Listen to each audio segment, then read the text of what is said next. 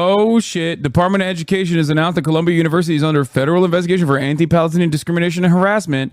Pal Legal is representing Palestinian students at Columbia SJP. Let's fucking go, boys. I mean, I don't know if anything will happen, but all right. Let's get to what happened last night. Let's talk about the police raiding the anti-war encampment at UCLA.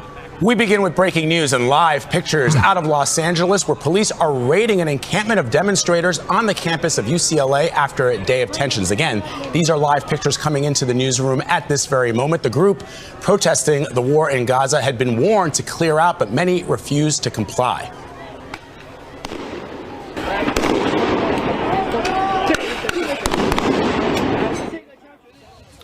Again, we just want to reiterate, this just happened minutes ago. Police fired what appeared to be non-lethal rounds at some of the... Bro, this is literally like, this is autocracy bullshit, okay? It's such a sad state of affairs. I mean, this happens in American history throughout times, but like this severity, this intensity, and this frequency is kind of new when you think about it.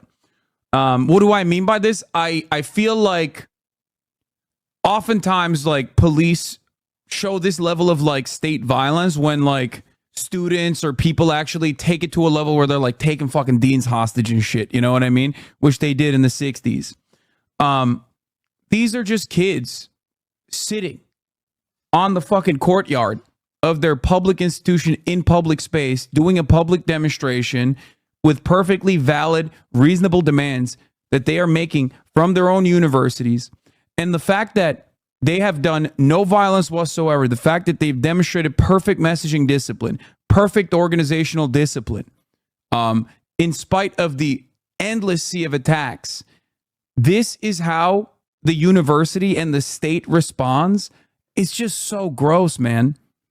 And I'm really glad that not only did I attend the encampment, but also Brett was there yesterday and Morgan was there yesterday. Like, we can attest to it. We have actual footage of how these guys operate inside of the encampment. It's just objectively false to look at the situation and go, these guys are actually being influenced by outside elements. They are bad. They're wrong. You know, they didn't do anything wrong. They did everything right, as a matter of fact. So it's so sad to see. It's so unimaginably cruel. So sad to see that these guys are getting met with this level of response. I mean, this is beyond the Trump shit. Cops in every single circumstance are the ones who often escalate. Police presence is usually how riots happen, how riots unfold, right? We've talked about this quite a bit during the Black Lives Matter rallies that occurred all around the country, some of which turned into riots as a consequence of police retaliation. And even then, the cause for BLM was just. Obviously, nothing came of it, and it was very frustrating. And I think that probably kicked out a lot of people from ever participating in political action ever again. Having said that, however,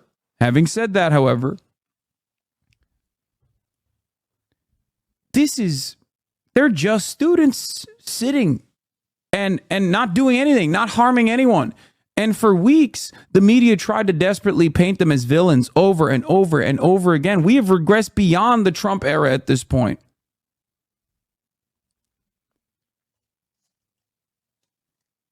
This 100% was not a riot outside of pigs rioting. The students were incredibly disciplined and peaceful. Yeah. It is crazy. The media kept saying they're terrorists, they're terrorists, they're terrorists, they're terrorists. The media kept showing the outsiders, the counter-protesters, the Zionist agitators that actually went to the encampment to fuck these kids up. They looked at that and salivated at the prospect that they could show it as a clash. Clashes are occurring at the Palestinian encampment. It's like, they didn't do that. Do your fucking job, journalists. Cover the goddamn news. Your job isn't to be a stenographer for the State Department. Your job shouldn't be to cut propaganda for America's allies, a foreign country, Israel. Your job is to report what you see in front of your fucking eyes. Very frustrating to me. Very, very alarming, very frustrating to me that they desperately tried to make these students look like the bad guys here for the crime of saying what Israel is doing is unconscionable. It is so frustrating. And they did not give them a single fucking opportunity. These students did not give them a single opportunity. They were better than any other organized protest I've ever seen. They demonstrated perfect messaging discipline. They demonstrated perfect organizational capacity. They made sure that agitators did not breach the camp. They made sure that there was no fucking coverage. They made sure that if you wanted to talk to them, if you wanted to hear what they had to say, what their demands were, that they had media liaisons. And reporters lost their minds on it. They were like, "Oh, this is very, very frustrating." And then what did they get for basically doing the textbook perfect protest? Peaceful, perfect messaging discipline. What did they get? Everybody lied about them. Everybody relentlessly lied about them, both in Columbia and also at UCLA and at CCNY and every other campus. They lied about them. They said they're anti-Semitic. Anytime Zionist counter-protesters tried to fuck shit up, they looked at that as an opportunity to claim that it was actually the pro-Palestinian side that was causing trouble. They said that they desperately tried to find any kind of like, from the thousands of students that are out there, they desperately try to come and find and manipulate and abuse any kind of counter propaganda they could to frame these students as evil.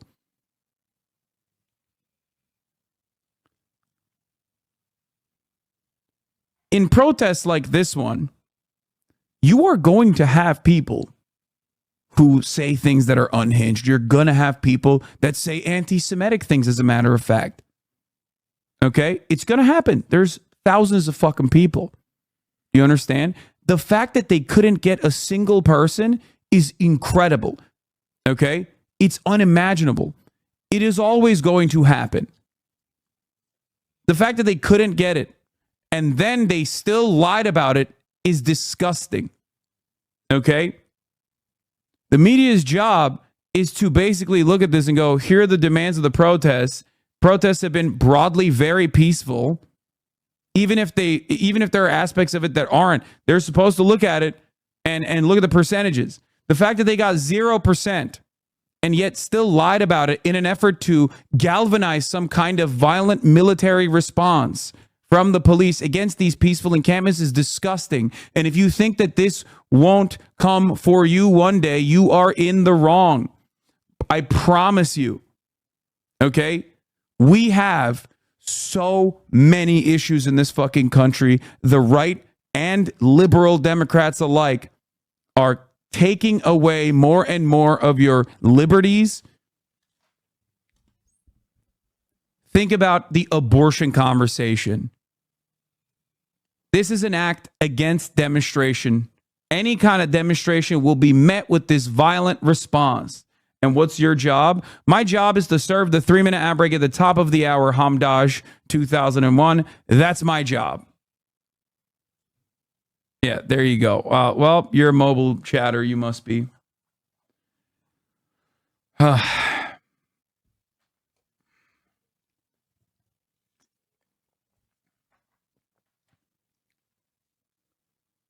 There's nothing more telling about the role of the police than this. Yeah, I have that ready to go. I'm gonna cover it in a second.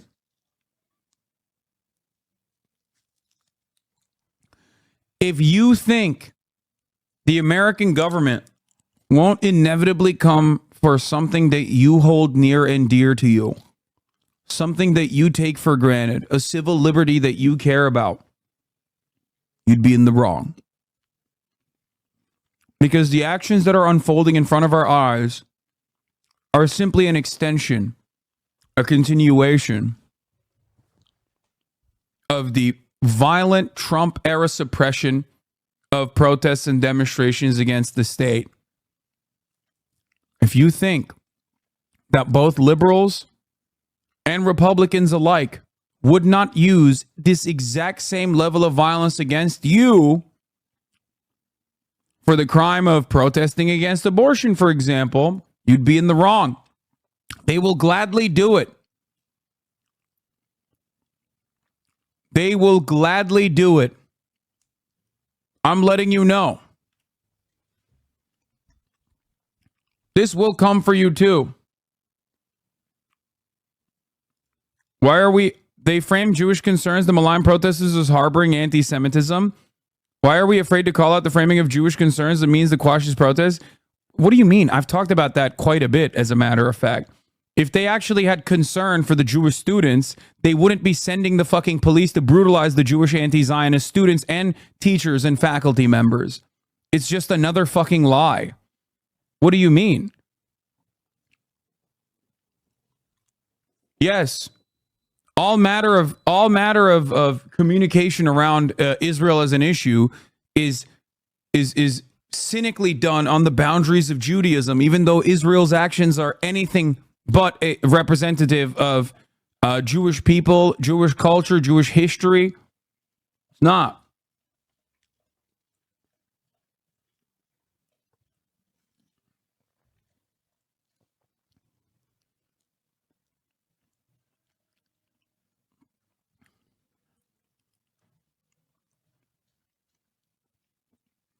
Why is the media so hell-bent on favoring Israel? I get what the government is, but the media is independent.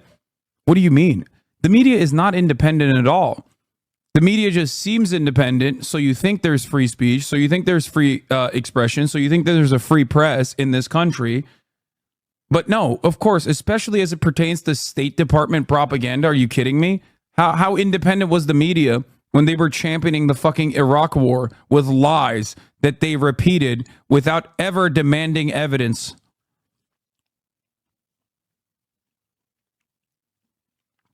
Mainstream media, corporate media, is completely bought and sold by the same capital interests that dominate our Congress, that dominate our everyday existence.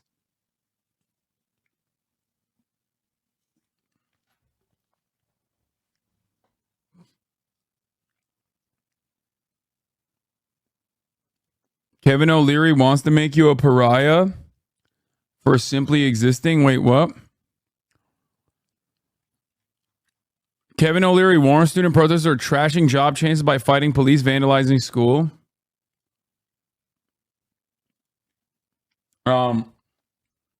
Yeah, cops are saying that they're going to clear Rutgers. Rutgers is going to use cops if the camp doesn't clear by 4 p.m. If the protesters do not comply and disperse, they will be considered to have trespassed and will be left with no other option than, with the assistance of law enforcement, to remove the protesters and their belongings. Of course, dude. Remember, another public institution is a state school. There's a public demonstration at a public institution.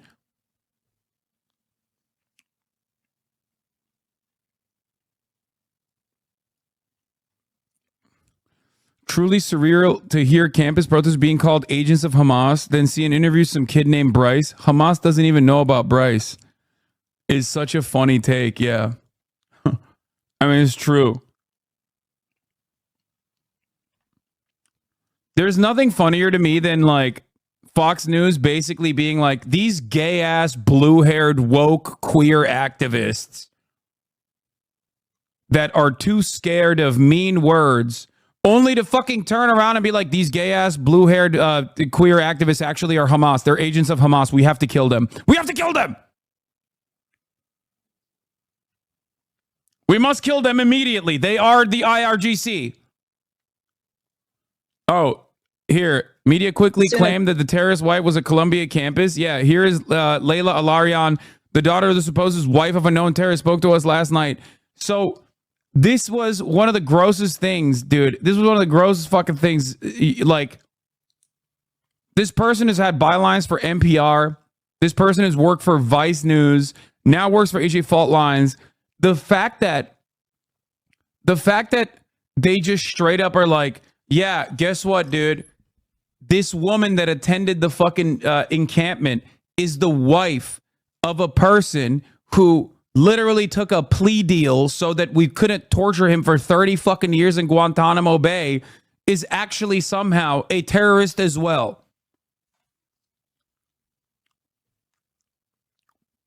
That's crazy.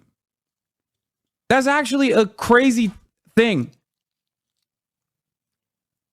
Once again, reminder that Nelson Mandela was on the terrorist watch list since until 2008. Okay? Oh, I think it's the sister of the person you're talking about. Oh, yeah. Layla Al-Arian. Oh, wait. I think maybe there's another one. Yeah, you're right. There's two of them.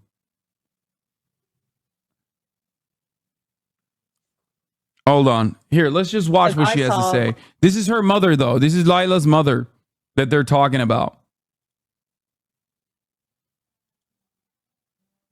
Going full Alex Jones, my dude. Gonna do supplement ads at the top of the hour ad break. I already ran it. As soon as I saw what you mentioned, the smears against my mother, and the fact that the media was just regurgitating it, mindlessly, thoughtlessly. Bro. For the record, I just want to mention something.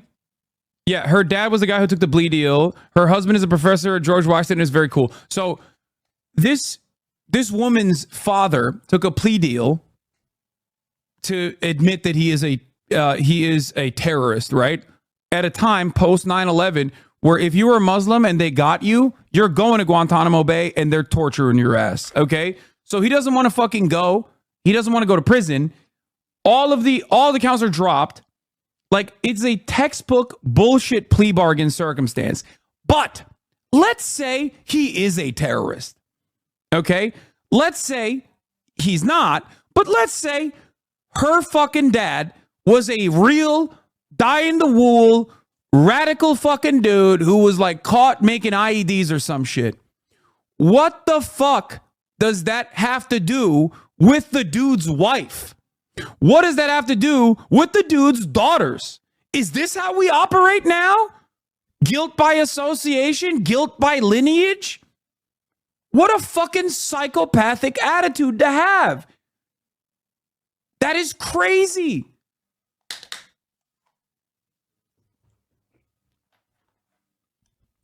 Yeah. Also, yeah. Speaking of terrorists, Gustavo Petro, who famously cut ties with Israel as of yesterday.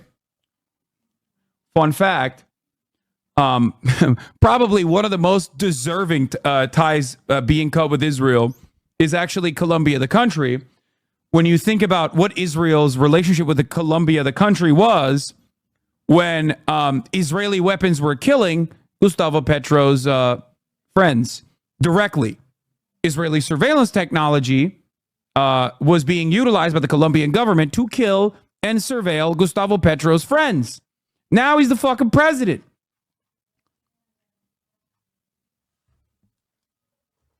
Just saying.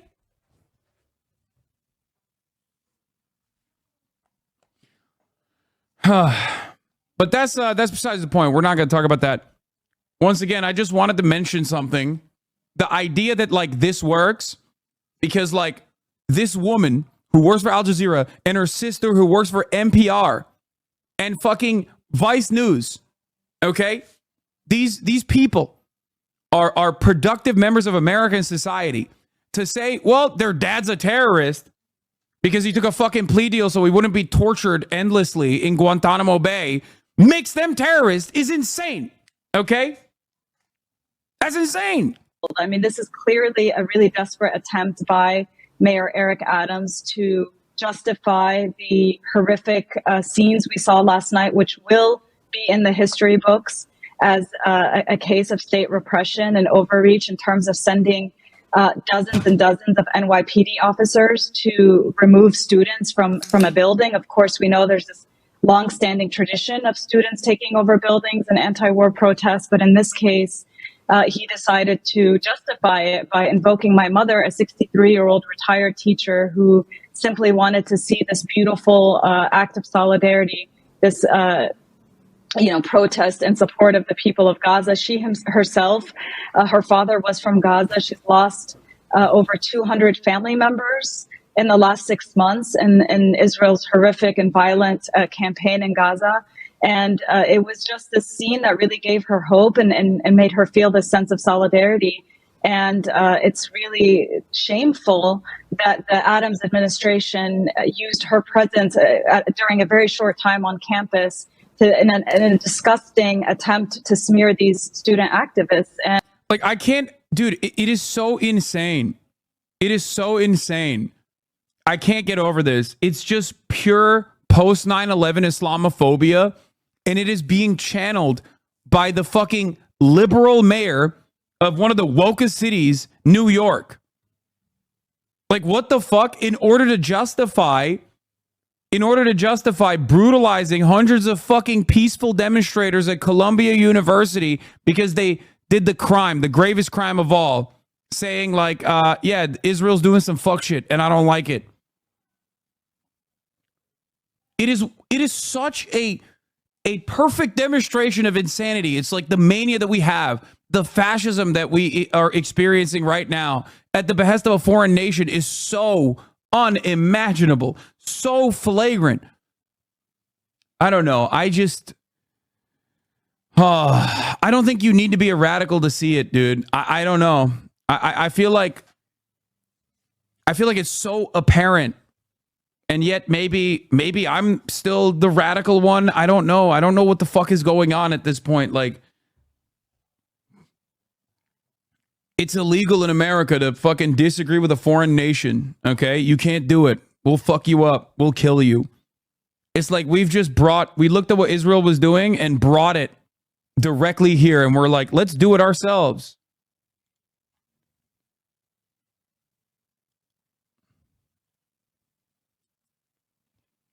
Here's Aaron Mate.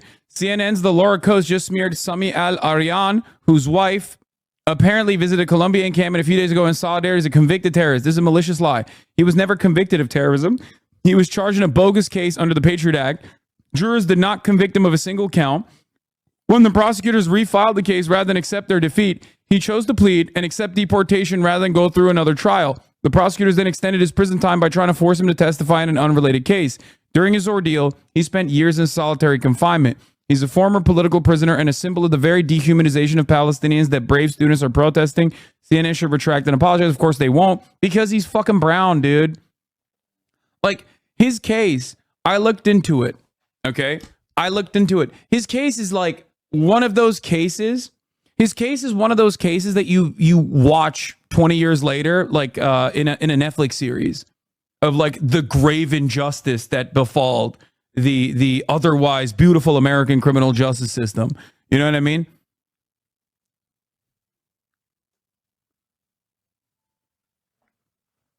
It's crazy. Yeah. We're still trying to reconsider.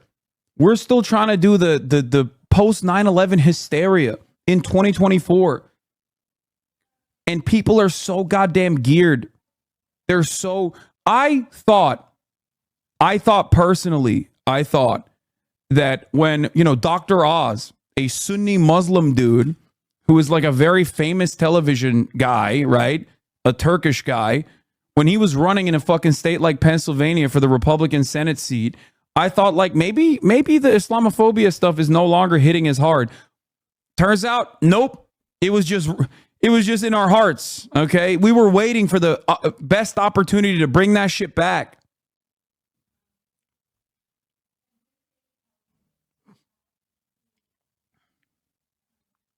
What is this?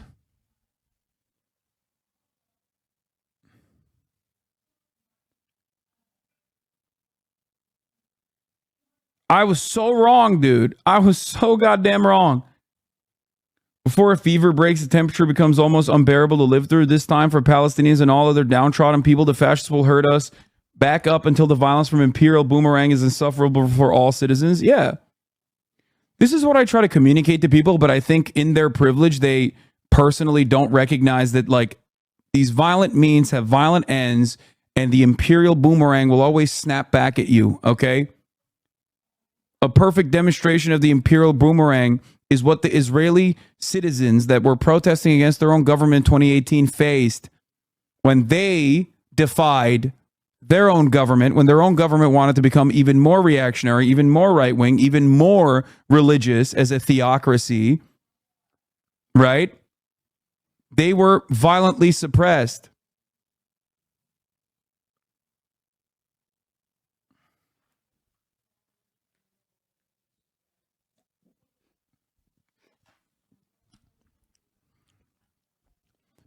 I just want to point out something here. I've always maintained the position that America doesn't punish people like myself for silly things that I would absolutely go to jail for in a country like Turkey or in a country like China. And the reason why America doesn't, or historically doesn't punish people like myself until push comes to shove, is because of the power that it has. America can have free speech, theoretically, at least more free speech than America can have more free speech than other countries, specifically our foreign adversaries, because of the power that we have. And now that's changing. You should be very afraid that that is changing, because that's changing because these are the actions of a weak state, not a strong one. Okay? We are living in a dying empire. That much is clear to me. Because the reality is, if we were a strong empire still, this kind of stuff would be nothing. First of all, Israel wouldn't be openly dog walking us on the public stage.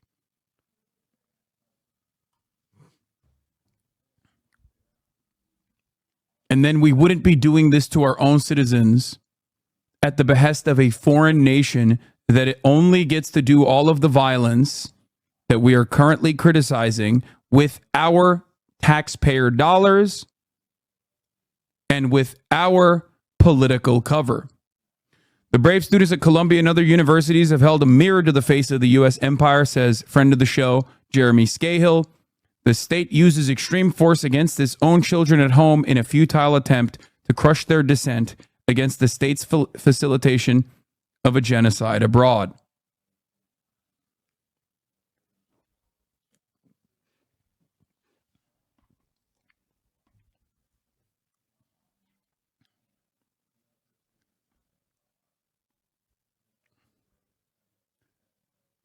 We're becoming more and more gross by the second.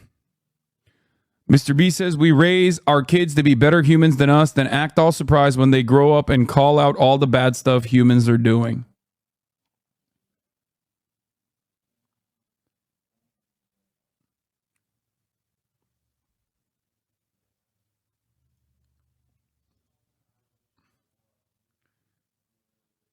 I obviously don't want to believe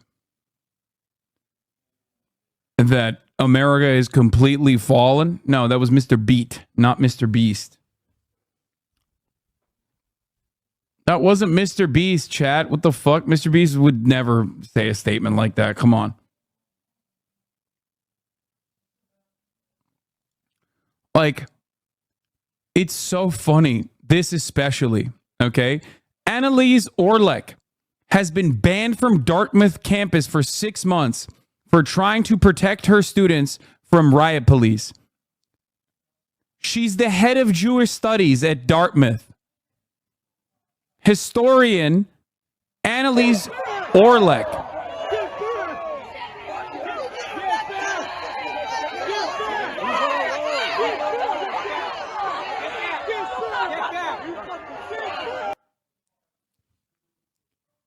I don't know what to say. How is the media not showing this?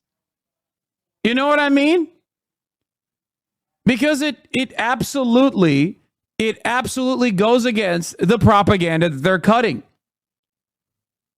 Showing a Jewish grandma who is the head of the Jewish studies department at the school getting brutalized by the American police absolutely goes against the narrative.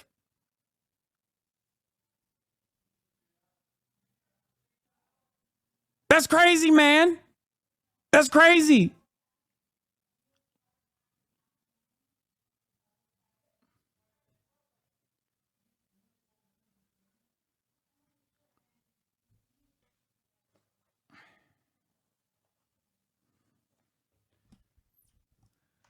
Oh, that's my fucking mom. She's okay now and bailing out the students who got arrested. I'm so proud.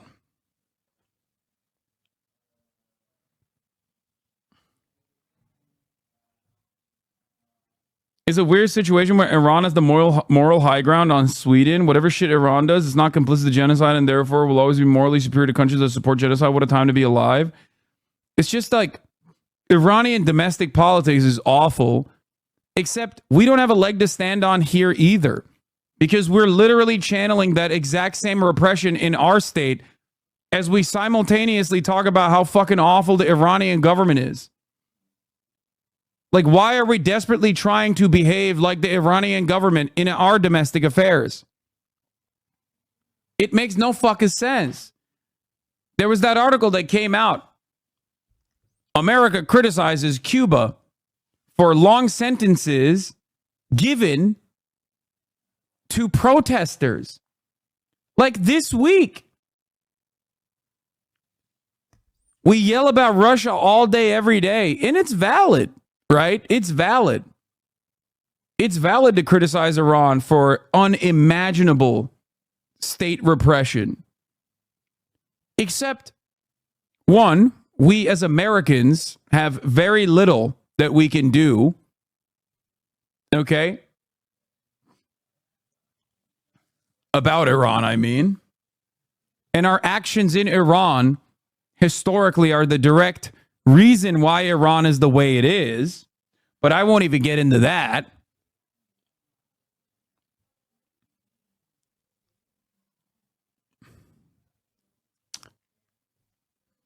But it is hilarious that we're like, oh, dude, I can't believe they're doing awful shit in Iran to Iranian citizens. I say, while I simultaneously champion our government behaving in the same fucking way. Okay, well, you're an American in America, and the American government is literally brutalizing your fellow Americans for saying, what Israel's doing is kind of fucked up, isn't it? The fuck are we doing?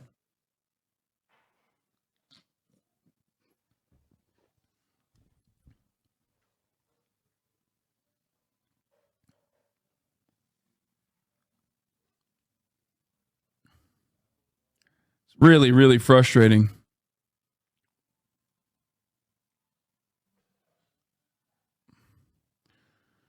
So yeah, Palestine Solidarity Encampment last night had beautiful sights of people showing solidarity,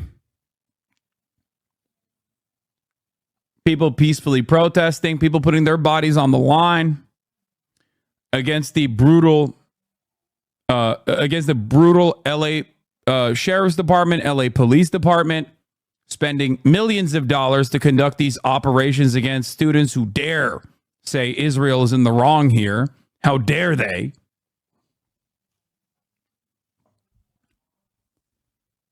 You know? Bruh, it was an unlawful protest to blockade students from going to class and causing an unsafe environment without permits is unlawful. This chat is so stupid. Yes, you are the brilliant one. 5-month subscriber, following since 2021, leaver, October 7 leaver who came back. You are the actual intelligent one here for stating that students demonstrating in a public space, okay, it's not even private, on a lawn that wasn't blocking anybody, by the way. That wasn't. I was there.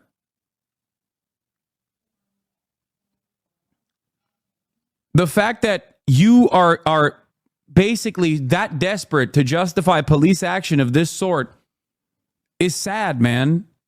Really reconsider your fucking priorities. You know what I mean?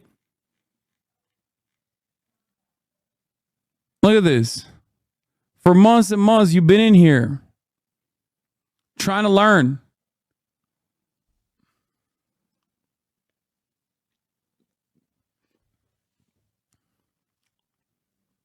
I go to UCLA. They didn't block anyone from going to class. They made people take an extra 2 minutes when walking to class. That's all. Yeah. It's not an unlawful protest. If that is an unlawful protest, every protest is unlawful. We might as well not have protests at all. You understand that, right? If that's all it takes for you to write off a protest, then there's no protest. I'm on your side just trying to gain perspective. Okay, but then don't come in here with like you know, in a really aggro way and be confidently wrong. You know what I mean? What is more disruptive, I ask all of you? Bringing in hundreds of jackbooted thugs of the fucking state to beat the shit out of students who are like, yeah, what Israel's doing is unconscionable. Or the students actually peacefully demonstrating in spite of the many attempts of those who don't even go to UCLA coming in to beat the shit out of them for the crime of saying what Israel is doing is wrong. Think about that.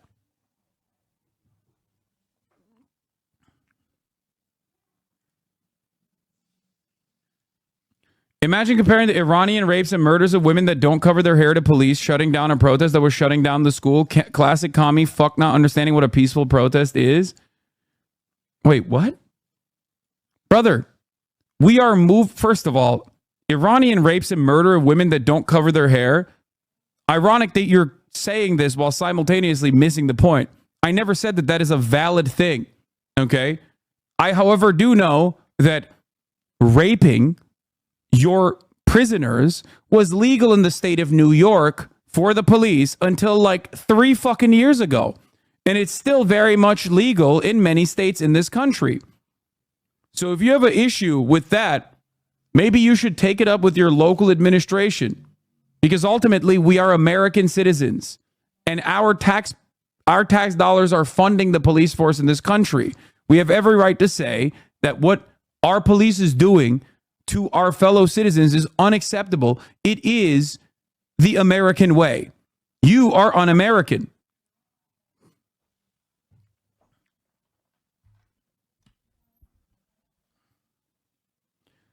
You compare U.S. cops to the shit happening in Iran is pathetic? No, dumbass. You're still failing to understand. It's pure copium for us here in America to say, yeah, the situation is bad, but at least we're not Iran. Yeah, of course we're not Iran, dumbass. We're America. Really? That's what you always compare it to? This level of argumentation is akin to your mother being like, well, you know, you're complaining about your current predicament, but there's starving children in Africa. Shut the fuck up. Yeah, I know.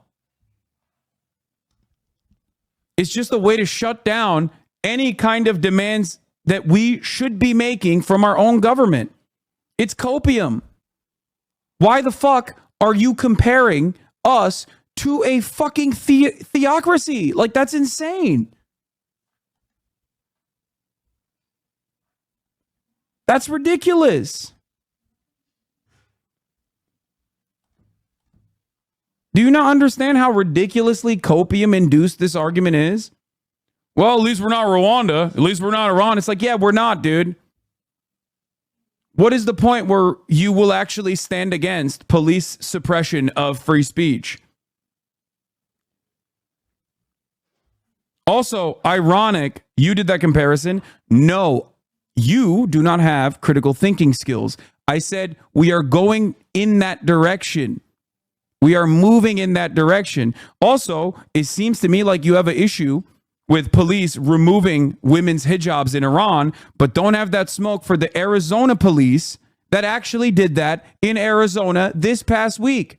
They removed the hijabs of Muslim protesters. But of course, once again, you do not understand. You do not have the capacity to understand. So you say, says you, like you're trolling. It's sad.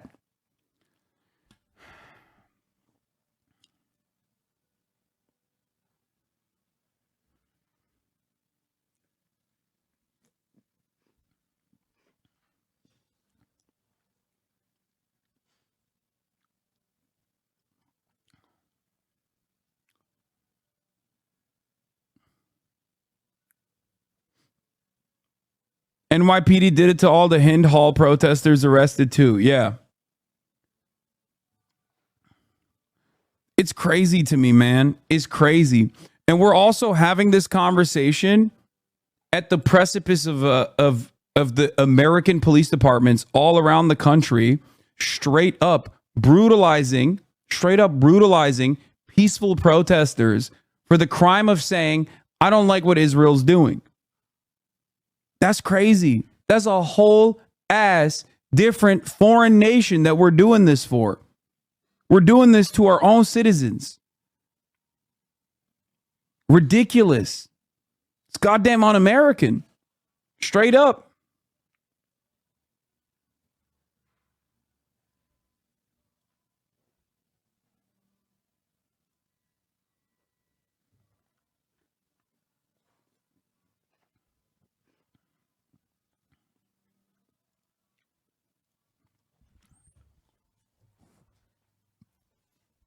We have, at this point, in the immediate aftermath, arrested more people in these rounds of protests, peaceful protests, mind you, than we did during January 6th, man.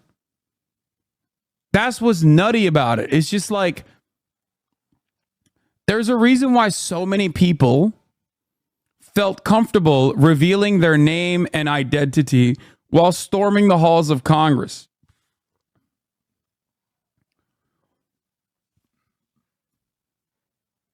There's a reason. Because they know that the police are supposed to be their little warriors, you know? They're not supposed to ever come after them, so they can do whatever the fuck they want on the right.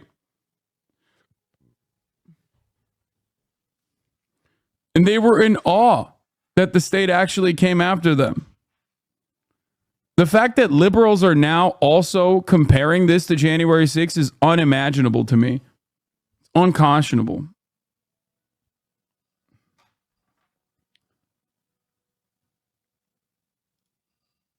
Blocking from going to school is peaceful. Why do you feel the need to lie about what these students are doing? You're wrong. Will you change? Will you admit that you're wrong? Will you admit that you're wrong?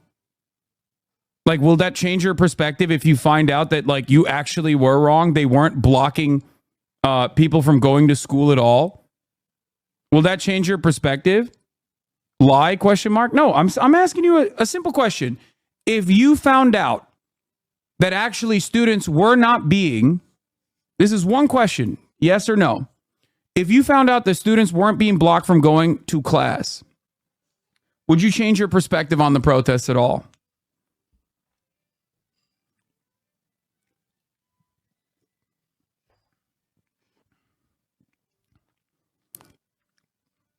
Once again, the bar for state violence should be unimaginably high. Okay? These students don't need to be perfect victims for you to side with them. And yet they were, and you still aren't.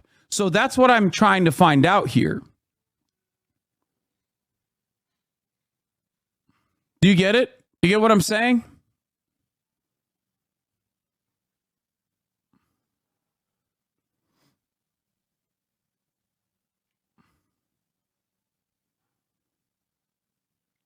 It's wild. There are clips.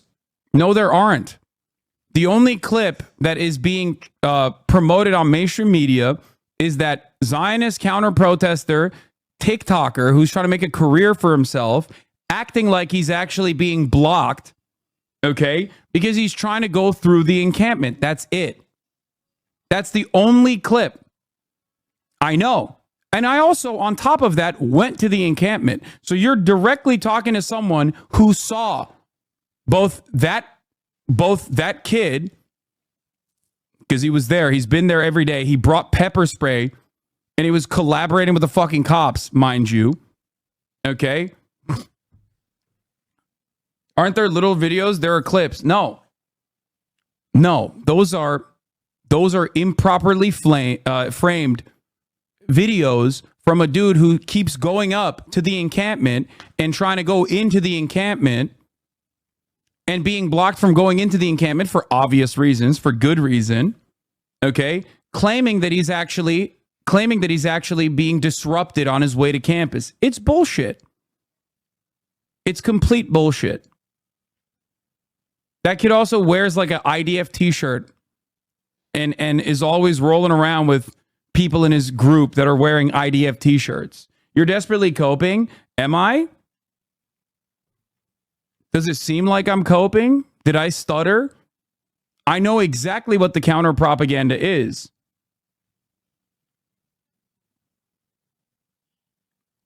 I think you're the one who's coping.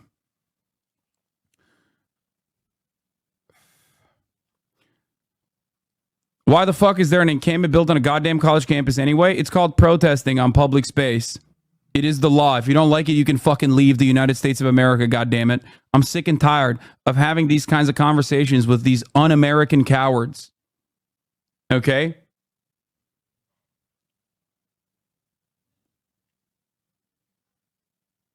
How easily you are duped by one fucking clip chimp. You can't build an encampment wherever you want. Where should they protest? Yes, you can absolutely build an encampment in the middle of the fucking college. If you can't do any you're basically saying, I don't want you to protest. That's it, which is un-American. I thought this was America. Yeah, he literally said, I want to go to class and use that interest in the video because there were other interests. Exactly. Oops, you got clapped by Fossabot for spamming it.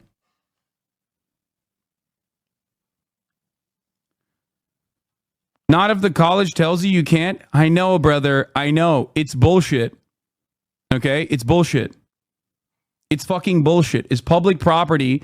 They're paying tuition. They absolutely are well within their right. These are the same fucking colleges, by the way, that literally allow Westboro Baptist Church psychopaths to go on to college campus and scream at the students that they're going to hell because they're all F words. Okay? It's not public. It is public. You're wrong. It is a public university. You are wrong. You literally are demonstrably wrong. And you are confidently wrong. It is so ridiculous. And even if it wasn't public, it still doesn't change the reality, by the way. It's ridiculous. Would you welcome some protesters in your mansion? Dude,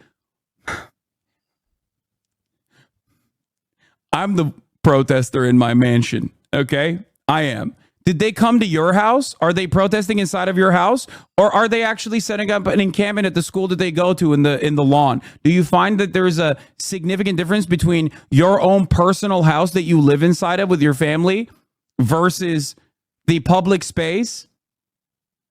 Also, I have welcomed some protesters at my mansion, ironically enough.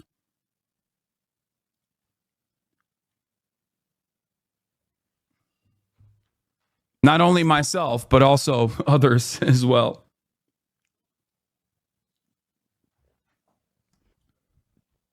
These are not good arguments. Okay? These are not good arguments at all. And they're getting increasingly stupid. They're getting increasingly dumber and dumber as time goes on. Anyway, let's continue. The protesters, that was the pop, pop, pop that you just heard there. Those folks were sheltering behind a barricade. Because again, this is live pictures coming into the newsroom right now where you see, looks like hundreds of police officers in full riot gear now holding up weapons at those protesters. I know they can restrict where you protest on public property. I'm saying that that's fucked up. They obviously are demonstrably doing that right now. They can declare an encampment or any kind of protest to be unlawful and give a lawful order to disperse. That doesn't make it right. You have to look at what the students are doing, what the students are saying, what the protest is about. Okay? And talk about the issue on the boundaries of morality. But there is certainly a legal defense for this as well under the First Amendment, for the record. Carter Evans is at UCLA watching it all go down. Carter, good morning. A very tense moment here, Vlad. Let me show you what's going on. Should protesters be anonymous, masked, and never face any consequences? I think that the reason why these protesters were masking is pretty apparent. There's two reasons for it. Like I've said, if you watch my coverage on this, you would know. It's one, for accessibility purposes. People are still getting COVID. There's immunocompromised protesters on the college campus. They want to protect them. This is like a petri dish for fucking a litany of diseases, including but not limited to COVID, obviously, when you have a bunch of people standing in an area amongst themselves. But not only that, the other reason is because a lot of these organizations like Stop Anti-Semitism and whatnot very clearly are trying to dox these students for the crime of exercising their First Amendment rights against the foreign nation that we're funding and facilitating the genocide that they're conducting. So obviously it makes perfect sense to want to maintain your anonymity when you got groups like the Canary Mission trying to desperately dox these fucking students and penalize them further. So I think it's perfectly valid for them to wear masks in this regard. The fact that people are upset about that is ridiculous. You quite famously relied on sources to push for the invasion of Iraq that refused to identify themselves publicly. You went to jail for it. Judith Miller. Columbia protesters, if you're so proud of what you're doing, why are you covering your faces, is what she said. That's why so many of these fucking goddamn boomers are running around. So many of these goddamn boomers are running around talking about how like they need to be unmasked. They need to be doxxed instantaneously. There's a Rutgers update. President Holloway has agreed to 8 of the 10 demands given by Rutgers SJP and the students in the encampment. Most notably, the demands for total divestment and the termination of his partnership with Tel Aviv University are things not in the president's control. Thus, the president has agreed to a future negotiation meeting with 5 students from the chapter and what I believe is an advisory board so long as the students took down the tents by 4 p.m. After an hour-long discussion, the students decided to close the encampment to secure their 8 demands and bargain directly for the latter 2 in a future meeting with the Joint Committee on Investment.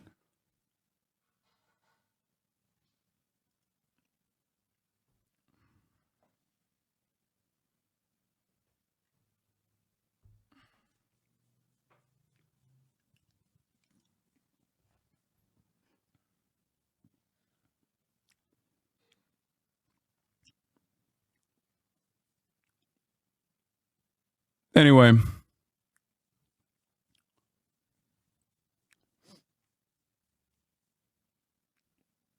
every counter basically is why is that Rosa Parks woman sitting in the front of the bus? She's been asked to leave. Simple rules. They're the liberals MLK warns about who care more about order than justice. Exactly. Injustice anywhere is a threat to justice everywhere. Okay? Silence in the face of injustice is complicity. And many white moderates, liberals, as a matter of fact, as MLK put forward in his letter from Birmingham jail, stand in the face of justice and say, I'll put a timeline on your emancipation. From where I'm standing, things don't seem to be that bad. Now, while liberals desperately claim that they love good trouble and talk about all the good trouble that occurred during the civil rights movement, whenever there's an active civil rights movement occurring in the country currently, they demand violent retribution from the state that goes directly against the First Amendment principles that are supposed to be enshrined in the Constitution. So I need everyone to understand something here. Okay? Every single person that fantasizes about where they would be in historic times, what they would be doing throughout history in moments where pivotal things happened and history changed for the better, whether it be the abolition of slavery, whether it be the civil rights movement, whether it be the apartheid movement against apartheid South Africa, whether it be the movement against the Vietnam War, or whether it be the movement against the Iraq War. You're doing that right now. Aaron Bushnell was absolutely right. You're doing exactly what you would be doing. So think about that. Okay? Think about that next time you learn something new about these based protesters of the past. Because if you're siding with the cops right now, if you're siding with the cops currently, in this very moment, you'd be siding with the authorities back then too. That's it.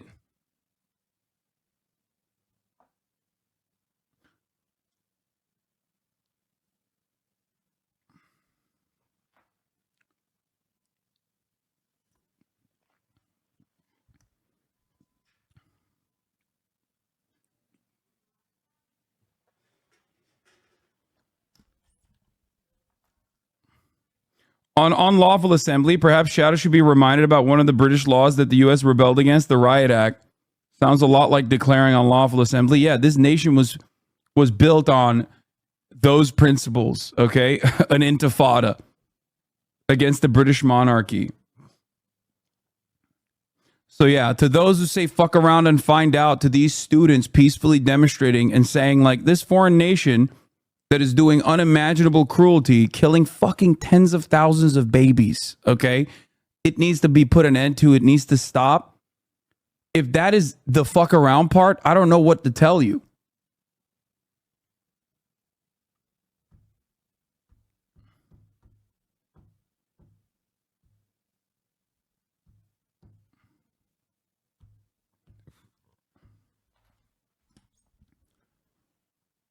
I really hope that people that are coming in here today to listen to what I have to say can understand the things that I'm saying, because one day something that you hold near and dear to you will be taken away by the government, and you will want to defend your civil liberties. And you don't want the government to react this way. I promise you. Okay? It is rather ironic that we're having this conversation when many of the chatters that are cheering on the police, for example, women's bodily autonomy being taken away from them. Maybe some of you don't give a shit about that, but loved ones in your life certainly do.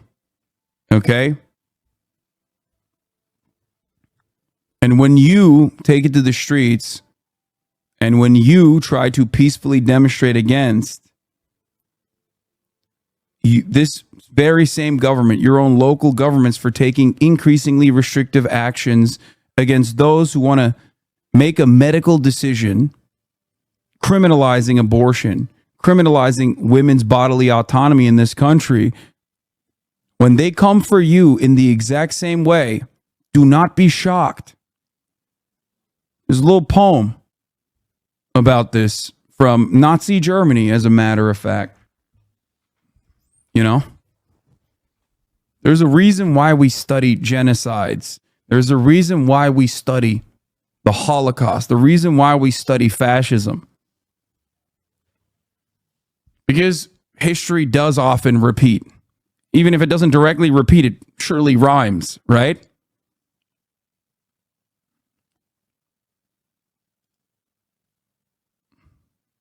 Yeah. First, they came for the communists, and I did not speak out because I was not a communist. Then they came for the socialists, and I did not speak out because I was not a socialist. Then they came for the trade unionists, and I did not speak out because I was not a trade unionist. Then they came for the Jews, and I did not speak out because I was not a Jew. Then they came for me, and there was no one left to speak out for me. That's it. So remember that when you actively agitate against these protesters.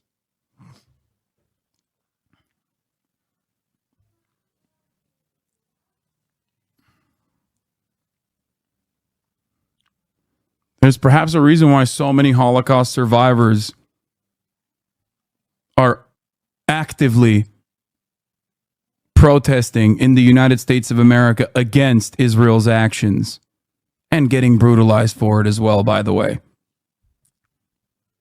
They live through it. They see it.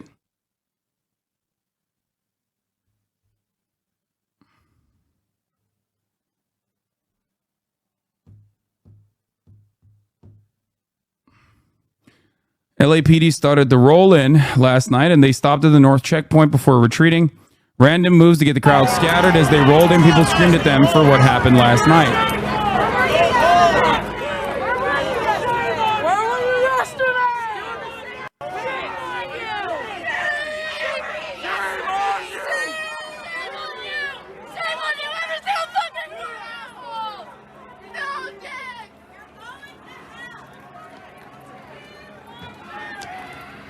I learned a lot about the students actually not impeding access to classes. The only thing I've missed is the explanation for property damage. Not trolling, I'm genuinely dumb.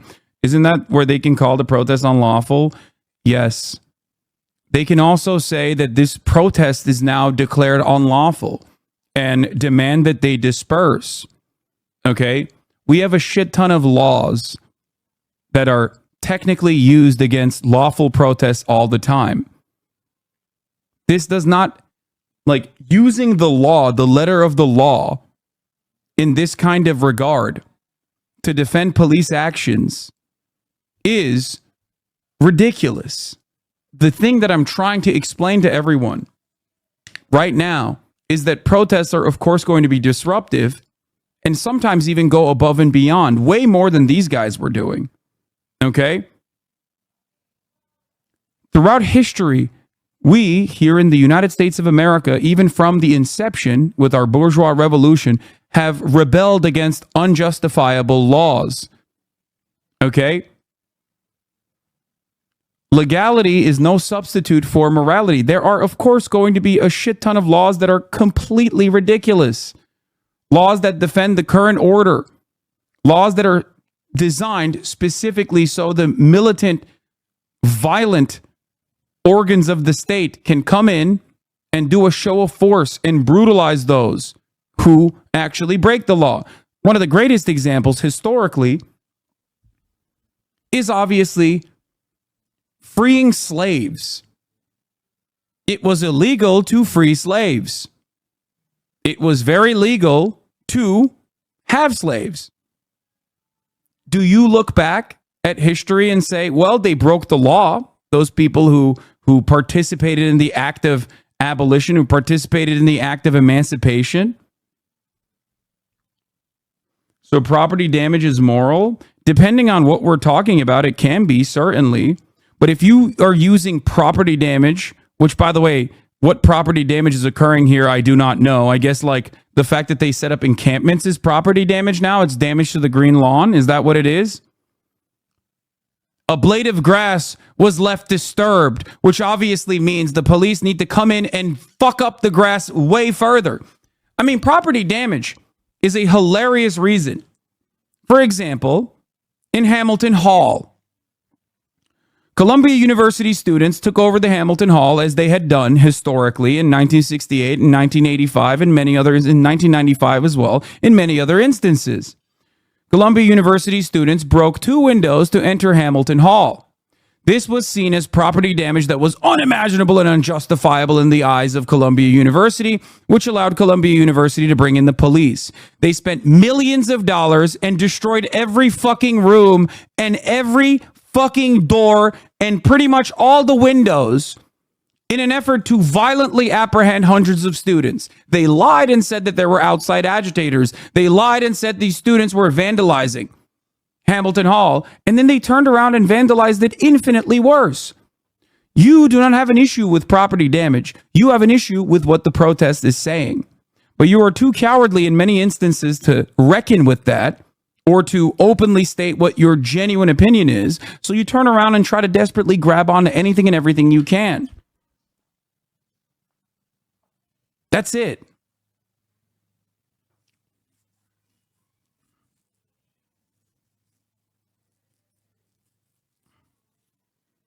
The police last night did infinitely more property damage and actual damage to the students than the students ever did. And it still doesn't matter.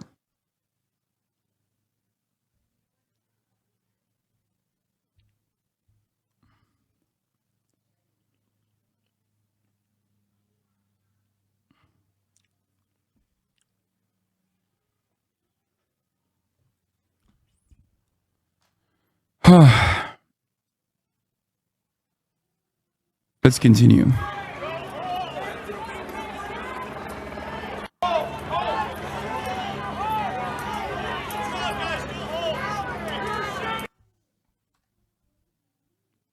The LAPD took over a corner on the other side of the occupation to hold up for now. Might seem random, but I think the police are trying to divide the crowd and wear people out before 1 a.m. So far, that's the rumor mill says eviction time will be. By the way, trespassing in and of itself, especially on a university building, is also definitionally a part of peaceful protest. We have just completely warped our understanding of what peaceful protest is. It's disruptive, but it's still peaceful. What we think is peaceful protest is basically, I guess, going out and quietly whispering to your friends that, like, hey guys, actually, what Israel's doing is kind of fucked up. Okay? That's straight up 1984 shit. You know what I mean? Peaceful protest does not have to be within the boundaries of law. You can still engage in peaceful acts of civil disobedience.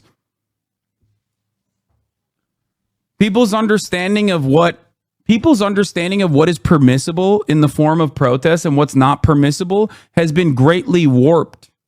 Not blocking the whole uni, come on, Hassan. There was never a single protester that blocked the entire university. You are wrong. You should be more worried about blocking the top of the hour ad break by subscribing for $5 or for free. Okay? That's right. Because at the top of the hour, there's a 3-minute ad break. And if you want to block the top of the hour ad break, all you need to do is subscribe for $5 or for free with a Twitch Prime. It's the most civil way that you can no longer see the ads at the top of the hour. Yeah, every single civil disobedience demonstration was technically illegal at the time. That didn't change that. They didn't change the reality that it was morally righteous, it was just, and it was valid. And it's taught in schools as though it was awesome. And I'm glad that they did that. So what the fuck are you doing?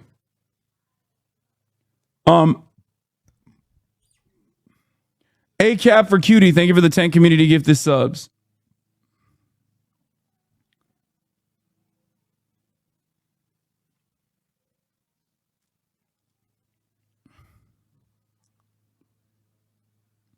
Like you say, you don't even want peaceful protests. You complain that the protests are loud. Like that's the point where there's something being loud is equal to violence. Yeah.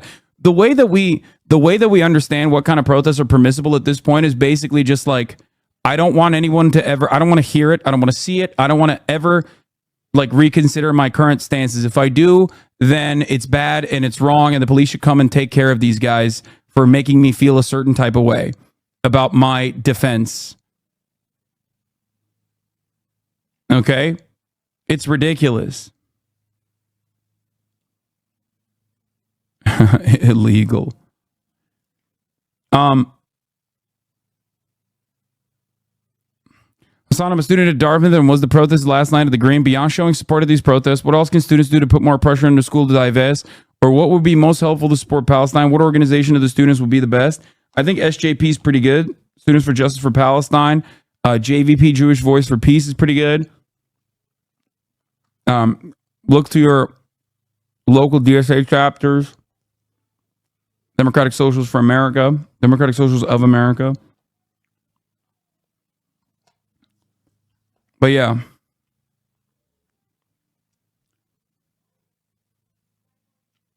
Anyway. Let's continue. One end of the encampment right here, and you can see you've got some protesters here facing off with police. As we look up to the steps there, that's where the encampment is, and that's where the activity is right now. Every once in a while, you'll hear an explosion. That's police officers firing those rubber bullets or tear gas into the encampment. There are hundreds of police officers here. There are hundreds of people inside this encampment, along with hundreds more who have come to support them and form a human chain outside here. So it is really a standoff of sorts, at least on this side, while police clear out the campers inside. And this has been going on for more than 2 hours. Police dressed in riot gear faced off with protesters as they attempted to clear an encampment that's been set up here at the UCLA campus. Those officers could be seen clashing with demonstrators as they conducted arrests. Earlier in the night, LAPD tried to enter the encampment but were quickly pushed back and retreated. The development signifies an escalation as officers for hours stood by as protesters vowed to stay and yelled at police. It comes one night after law enforcement was criticized for its delayed response to the brutal violence on campus. Peaceful protest! Some demonstrators rammed barricades, used pepper spray, and threw fireworks at the pro-Palestinian encampment. They seem to want to terrorize us. UCLA senior Yusuf said he needed 14 staples in his head after he was hit by a traffic cone and beaten with a piece of wood. I thought the police would be our saving rescue. Instead, what ended up happening was we saw the police forming in a large group outside seemingly watching the events unfold. Police stood by for nearly 2 hours Yeah. during that. Yeah, that's what the university allowed to happen, by the way. They called in the cops, and the cops just sat there and fucking waited.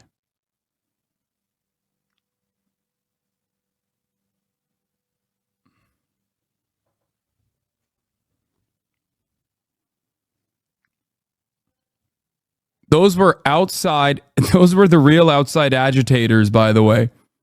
Those were the real outside agitators. They came onto campus. They didn't actually go there. They were coordinated. They had one goal, and that was to beat the shit out of the peaceful anti-genocide protesters. That was what their goal was. And the cops stood next to them. Would love to see Asmongold defend this. I don't think he knows that happened. Because why should he know? It's not like mainstream media is constantly talking about this. If you're even paying attention even a little bit, the only thing you see is basically oh, these guys deserve it. These guys need to get fucking violently suppressed. They're being bad.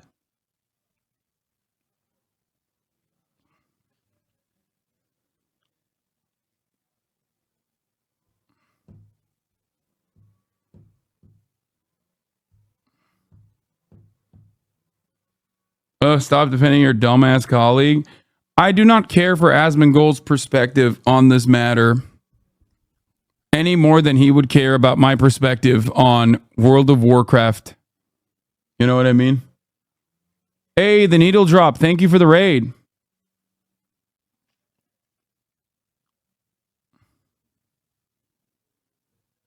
That confrontation, 15 people were reported injured, including one hospitalization. Where was everybody? The whole world was watching. Where were they?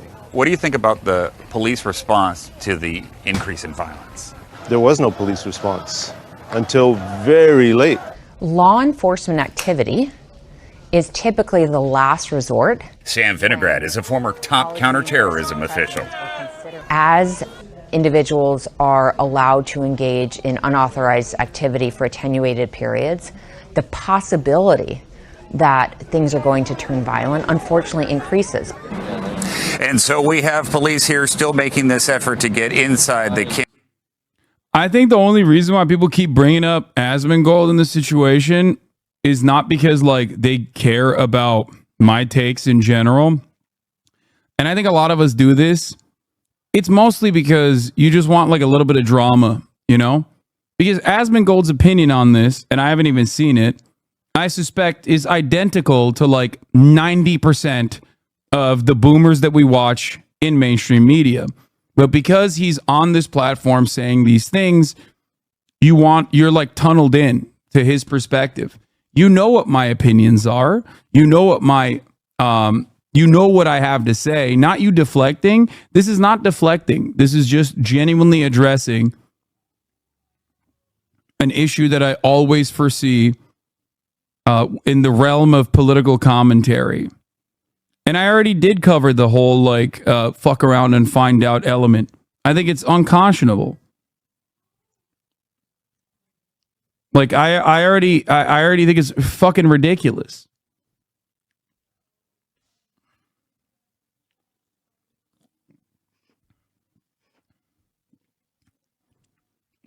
Hopefully you'll be able to get your clip off and post it in the r/Asmongold subreddit eventually, chatter.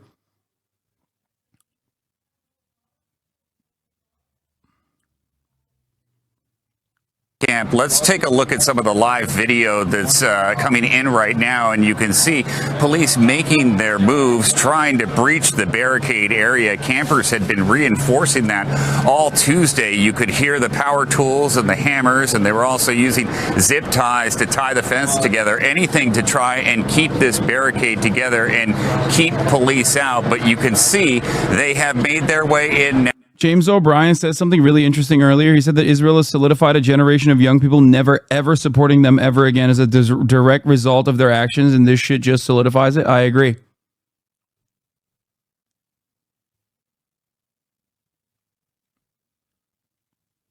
You're kind of deflecting with that he's a big streamer with a big influence on him to the same as us.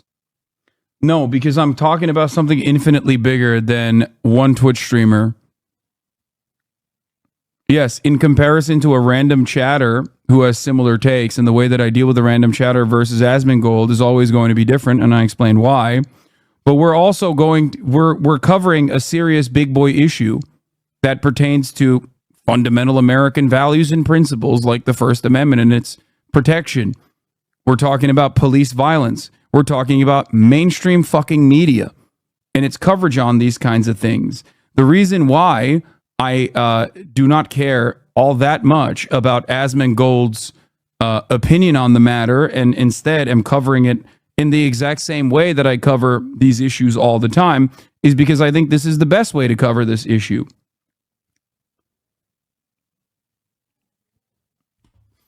It might not be it might not be within your realm of interest. You probably want me to take down a Twitch streamer, YouTuber doing political commentary.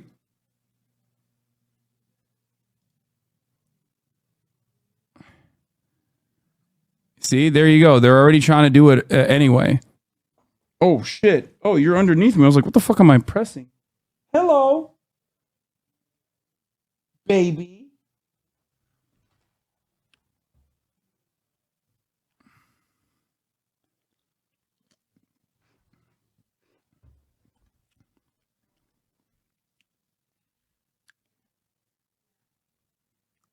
Yeah.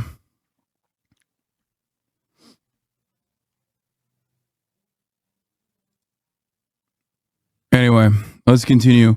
Every derailment is taking time away from me covering fun shit like the Kendrick Lamar diss. Now they've been using pepper spray, they've been using tear gas, they've been using rubber bullets, and they are now making arrests. As for where I am right now, I am on the other end of this encampment. We've got a big, large contingent of the California Highway Patrol right here, waiting to make their move in here. These pictures are remarkable coming into us right now, into the newsroom, when you see what looks like dozens, if not perhaps hundreds, of police officers in full riot gear, and they're trying to get on to clear this encampment. And again, Americans haven't seen scenes like this since the 1960s, when college campuses erupted over protests in Vietnam. And now we're seeing this again play out on college campuses all across the country. It looks like now. Yeah. What do you think? What do you think is more violent of a presence on campus, dude?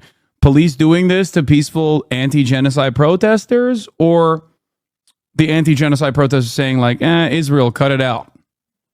Now the police are actually moving towards those barricades that protesters have set up. You can see those pieces of plywood that protesters are using to try and force the police back. They seem to be inching, inch by inch, to try to move these protesters off, but it's going to be very, very difficult. And of course, the fear is that somebody gets hurt. Yeah, no doubt about it. Or even worse. And when you look at the protesters, some are speaking and saying that we are protesting peacefully, and we are looking for support from the police.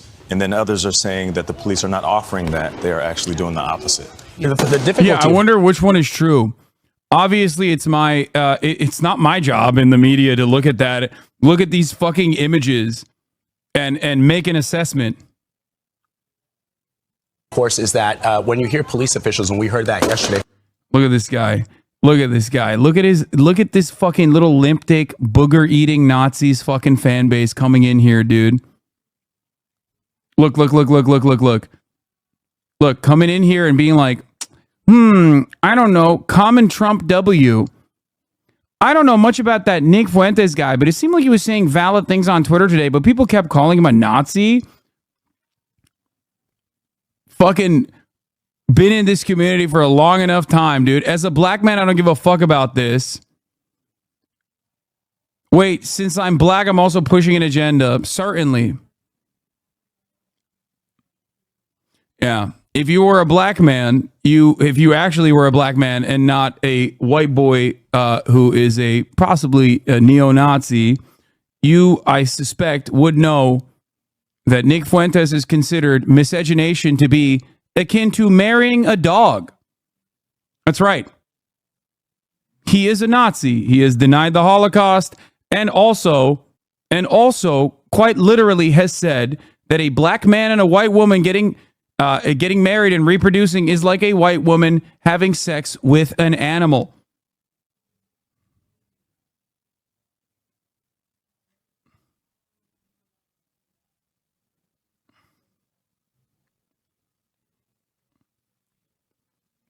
He is a neo-Nazi. Do you think that if that guy is a genuine person fighting for a good cause or a racist anti-Semite who's taking advantage of the opportunity? I don't understand how he's not on our side at the moment, but people who fight the good cause condemn him because he is a fucking neo-Nazi opportunist. He wants to genocide all the fucking Muslims. He also just happens to hate Jewish people.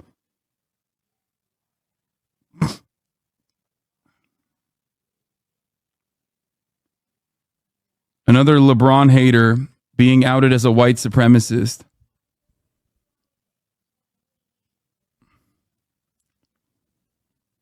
Elon Musk reinstated his Twitter. Yeah, because Elon Musk is also a Nazi. That's awesome, man. Thanks.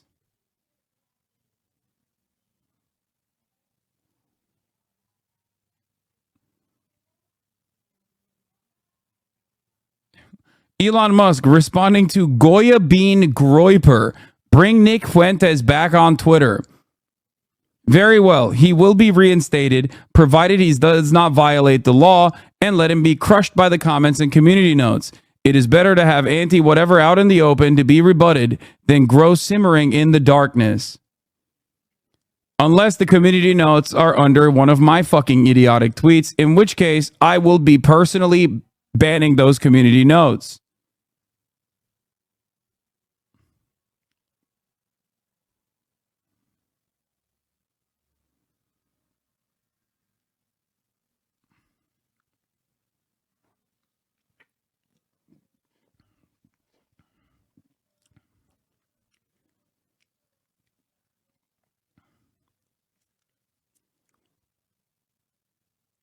Everyone on Twitter and all the gray names today? Oh, yeah.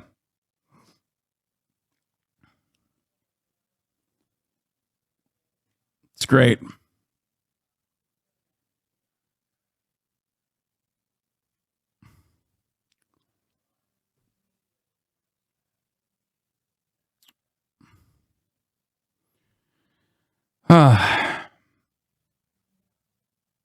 He literally suspended Mandela's grandson a few days ago. Bro's going on a historic run.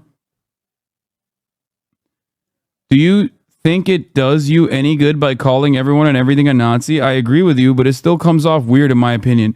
Brother,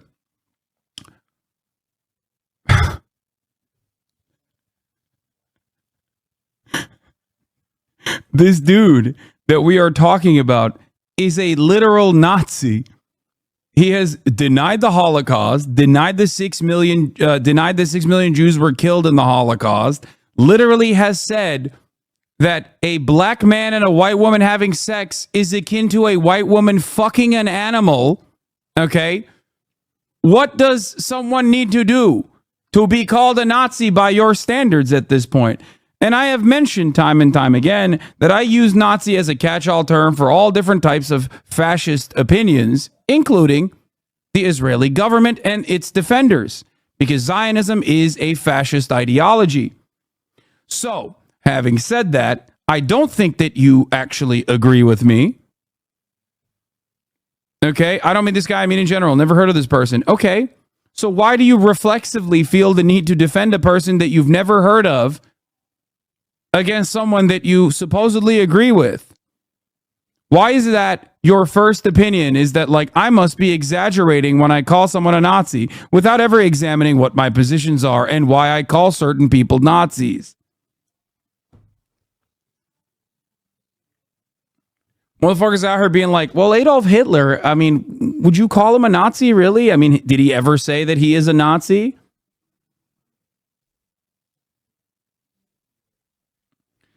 A big part of the reason why I call a lot of people who disagree with me Nazis is because I disagree with Nazis and they disagree with me. So that's, you know, unfortunate for them, I guess.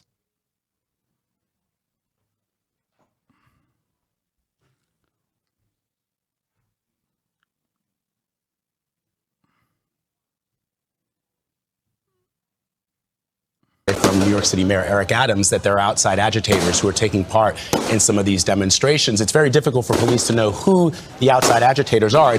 Look at this. It's not that difficult. It's mostly the people that are trying to beat on the fucking students, which, by the way, in this instance, it's the police themselves. They are the outside agitators. It's dark. There are lights. Most people are covered. Being deployed. Exactly. People have their faces covered. So it becomes really, really difficult. And oh, so if they didn't have their faces covered, you could tell just by looking at their faces if they're outside agitators or not. of course, the danger, as you see this police officer trying to tear down a barricade that presumably protesters have put up, the danger is that somebody gets hurt. You know, a lot of these protests happening across the country.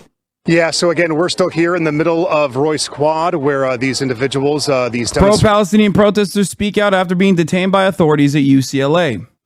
In this process, by the way, what do you expect to happen when you overuse the term? People are going to take your labeling less seriously because you overuse the term, you moron. You overuse the term, what do you expect, idiot? Once again, I think that these are perfectly valid instances. You can argue on who I'm using the term against, but then you'll probably come across like you're reflexively defending a Nazi.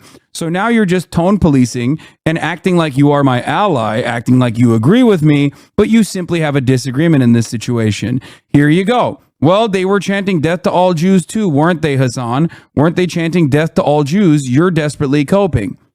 I don't think so, Hasan. Protest is fine, but overstating isn't. I like that the guy who made up, hallucinated AI fucking PFP, number one. Number two, hallucinated that protesters were saying death to all Jews. No, they weren't, unless you're talking about Charlottesville, where they definitely were. And then the last part of the Hasbara account also turns and defends literal fucking Nazis being called Nazis. What an incredible moment to be alive. They're not ha ha ha. You diminish its meaning.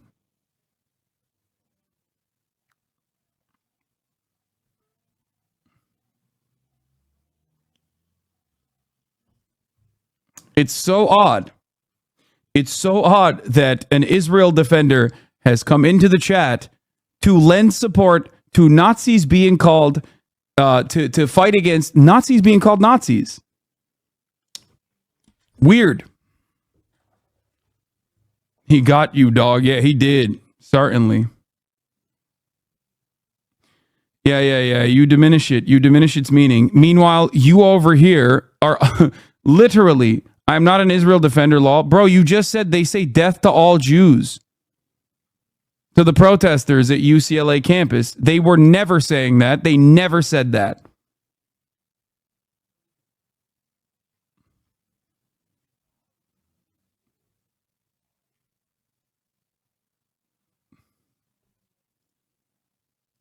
Yeah, I'm not an Israel defender. I'm just a defender of you calling an actual fucking neo-Nazi a Nazi. It's really fucked up. Really fucked up. I'm just gatekeeping the terminology here and making it seem like I'm on your side.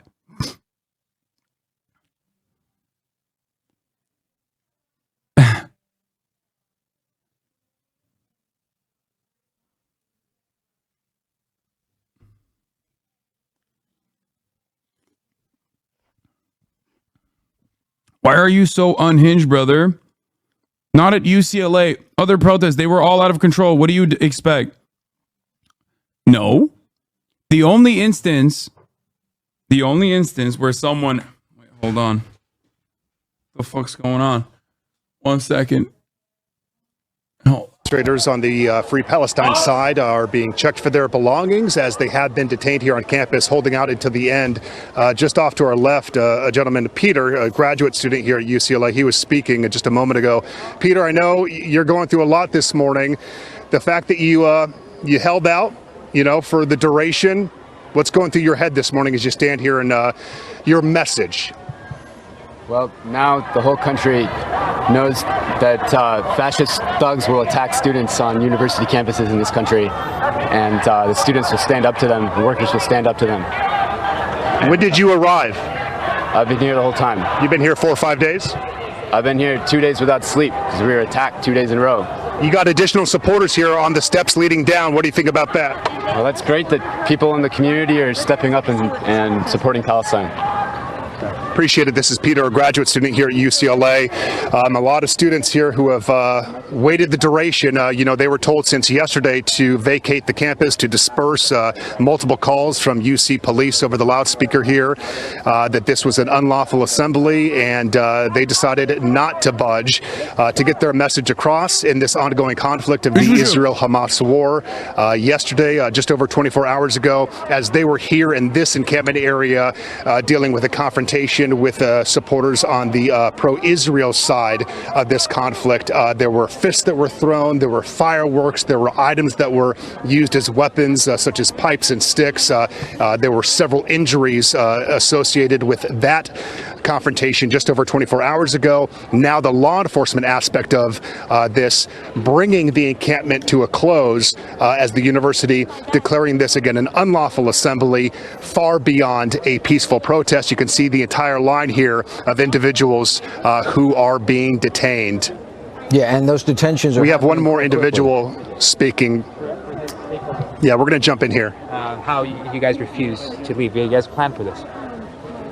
We planned to keep this encampment until the university agreed to our demands. But you knew that CHP would eventually move in? We didn't know how the university would respond. We sat down today with Darnell Hunt, asking him to meet us somewhere in our demands, and he said he'll work on it. No. And then they sent the police in. Hello, I'm Mark Brown. Get more great... Oops. Here's KTLA interviewing UCLA student protesters during an arrest. The clearing of the encampment that as of 4 a.m. this morning had been set up there, the pro-Palestinian encampment at UCLA. And Carlos, if you're listening, please ask them as they go by. Just yell out and I'll shut up. Anything you want to say? Free Palestine. Why did you refuse to leave voluntarily? Is there a reason? They gave you an option. That's crazy. They gave you an option. Why didn't you leave voluntarily? They gave you an option. Thanks for debating a fucking student. Thanks for debating a student that's currently being arrested by the state for exercising their First Amendment rights by criticizing a foreign state. That's awesome. While they're handcuffed, by the way, local media is just comprised of some of the worst fucking pigs, I swear to God. I want everyone to see what the UC is willing to do to its students, and rather than protect them, they'd rather protect the Zionists that attacked us last night. But you were given the option to leave, and it was declared an unlawful assembly. But they did get a chance to leave, like he ain't wrong. What do you mean? Of course they didn't leave. They're protesting. What the fuck? Oh shit, dude. I guess like when someone fucking threatens you and says like, no, we're gonna fucking brutalize you, we're gonna beat the shit out of you, you just go, nah, all right, never mind, I'm good. That's the whole point. Your cause is just. Of course you're not gonna fucking leave. What are you talking about? What is this? What is this argument? What is happening? Yeah, Rosa Parks had a chance to fucking sit in the back of the bus. Why did she not do that? Really fucked up. You missed it. They described what the counter protests did and then said, far from a peaceful protest. Yeah. Realizing how many liberals live in this chat? No, they're coming in because this is bringing the conversation away from Gaza, even though it is a conversation about Gaza. This is bringing that conversation home. So this is a comfortable boundary that a lot of these people are interested in because it all of a sudden makes it a domestic issue. That's why so many people are coming in here right now. They're not like fans or anything like that. They're just people who just want to debate the issue and be fucking annoying.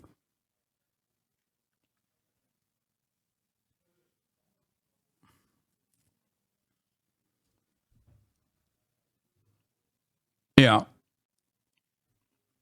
The amount of people that look at this and have cowardly responses very much shows how many people don't have something to fight for. It's just, they don't really understand. I don't think they understand. It's like, oh, when the state comes in and says like, I'm violently seizing your assets, why didn't you give it to them? Why didn't you give it to the cops? You know what I mean? Yeah, I come into your house with guns and I say, it's my house now, right? If you don't give me your house and I shoot you, well, why didn't you fucking give me your house, dummy? Didn't you just debate a 16-year-old? Brother, I was literally on TV debating full-grown adults as well, and I did not debate a 16-year-old. I'm not fucking Divorcelli. I'm not Octoberelli. I had a conversation with a chatter who had a lot of smoke, and then when they told me that they were from Israel, I said, okay, I would love to hear your perspective. It was an educational conversation. It was not supposed to be contentious, and I certainly did not try to own him in the marketplace of ideas, even though, you know, if I did, you probably would have appreciated that, because that's like the type of thing that you guys look forward to. But there are plenty of videos of Divorcelli, your favorite fucking debate lord, debating 15-year-olds, as a matter of fact, on his own YouTube page. I urge you to go watch those instead. Not every conversation has to be a debate.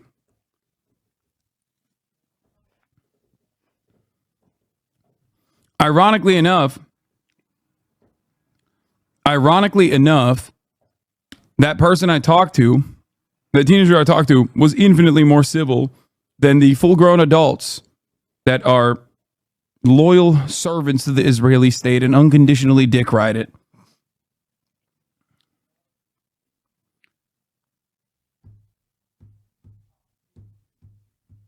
Anyway.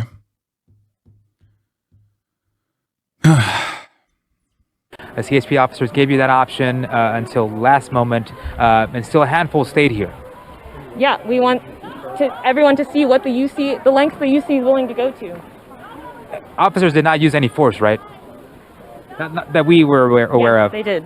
What the fuck do you mean? Officers did not use any force, right? He's trying to cram talking points as this person is being literally apprehended in handcuffs. Brother, are you fucking insane? Are you blind? They use rubber bullets and tear gas. She's currently in handcuffs. What are you saying? The officers didn't use force, right? Come on, say it. Are you blind? Are you deaf?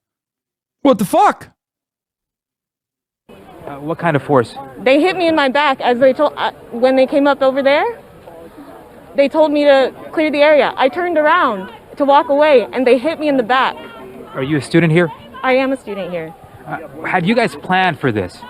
For this takeover from CHP and how you guys refused to leave? You guys planned for this? Like, I don't understand how you can ask a person who is currently like in handcuffs being moved away by a cop if they're using force. What do you think being handcuffed is, if not a use of force? Do you think that this is a consensual kink in display? Do you think that these two are having a consensual adult relationship and exercising and doing BDSM? Is that what you think is going on? No, that person is a victim, as it stands currently, of state violence. Now, you might think that that state violence is justified. It seems like this guy certainly does. Or you might find it unconscionable and ridiculous. But how do you demonstrate the cognitive dissonance that is in front of your fucking eyes? What the fuck? We planned to keep this encampment until the university agreed to our demands. But you knew that CHP would eventually move in? We didn't know how the university would respond. We sat down today with Darnell Hunt, asking him to meet us somewhere in our demands, and he said he'll work on it. No. And then they sent the police in.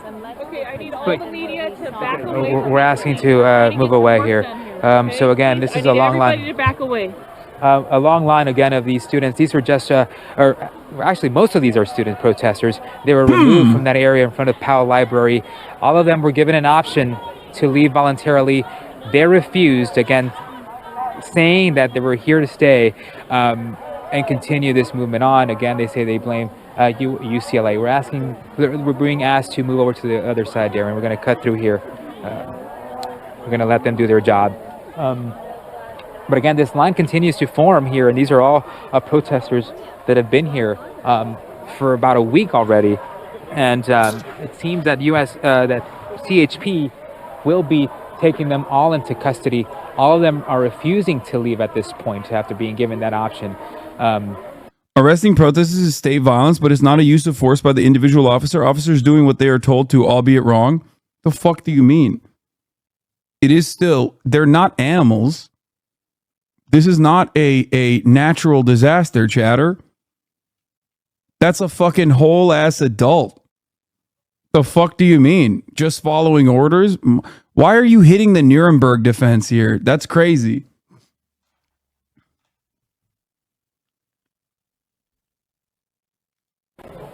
Clearly, they're being told, you leave now or you face arrest. What's your decision?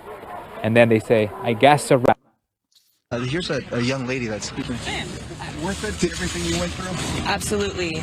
You know, what the people in Gaza are going through right now is nothing compared to what we've gone through in the past week. Even with all of the, violence that we faced from fascists, the things that we faced from the cops here, My goat. nothing is compared to what they're doing and what they're Goats, all of them. God, they're amazing. They're all so amazing. They're fucking incredible, dude. Cry more. I love a full-throated display of resistance against a fucking fascist state, and bravery, and a demonstration of bravery is still met with like so much cognitive dissonance that this dude is saying cry more.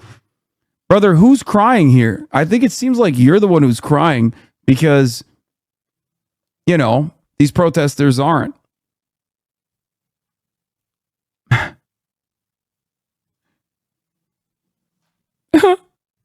Cry more. Oh, you're crying. I bet you're crying right now. experiencing right now. So free Palestine. And how did you, when things unfolded this morning, did you expect that? How did you think it all went down? We've been fairly peaceful. We've been trying our best to stay peaceful as an encampment, but at the end of the day, we knew that the cops would have this type of response, that the school would have this type of response. And so we've been doing our best to prepare. We spent all night, all day preparing for this. You're a student? I am a student. So what's next? We're not done. We're not done. We're not going to leave this at that. We're not going to let people forget what happened. What's happening currently in Gaza, we're not going to let them just think that nothing's going to happen anymore. You go back. Amazing. She said, as you heard, she says she's a student, and she's just being released. As I said, you'll see she has a citation. She also has her breakfast here, and she certainly will be supported by other protesters who have also been released in front of the Twin Towers Correctional Facility, as well as fellow protesters who are here just to... So can I protest in your own front lawn? Oh my God, bro. Do you find it a little bit different? Do you live inside of the UCLA campus green space? Is that where you live? Is that where you live? Is that your house? No, it's not. It's public property. Okay? Oh my God. Why do you think this is a good talking point? I genuinely don't understand why you personally think this is a valid comparison. Please.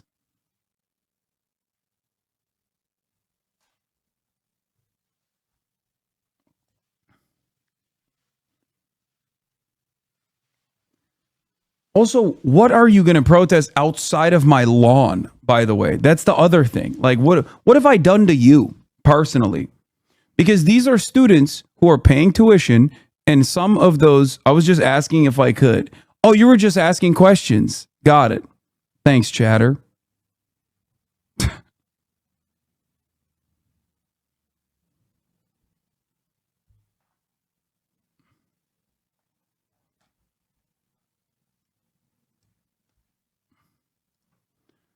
It's like, wow.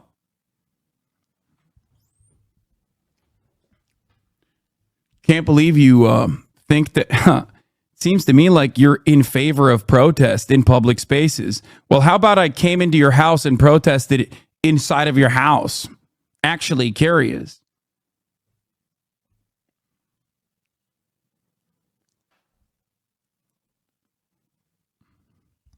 How about I protest outside your house? No, I don't live there.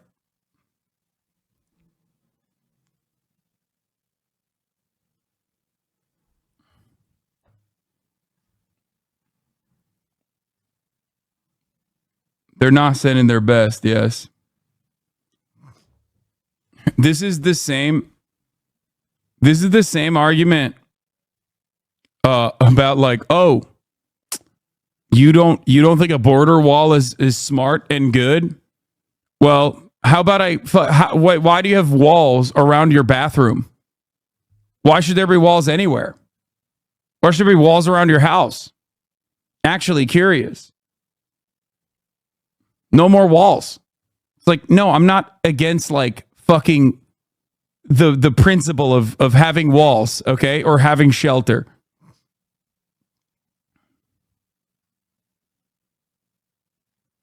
And then it's like, well, there you go. He can't answer these questions. I have bested him in the marketplace of ideas. Welcome them as they leave the facility here. By the way, they're not being brought inside the facility itself. From what I understand, they're being processed at a parking lot outside as they are bussed in here from the UCLA campus. We'll send it back to you. Bob, it's interesting. She's one of the first protesters that I've really seen give interviews. And you've been out there all morning long. You know, they've been very quiet. In fact, we're standing in Royce Quad, and we actually just got a pellet thrown at us. Pro-Palestinian demonstrators leave UCLA buildings vandalized, covered in trash. Bro, that's not what that looked like when the students were there. Cops did that. To fucking claim that this is the fault of the students is so unhinged after a fucking cop raid. Oh my God.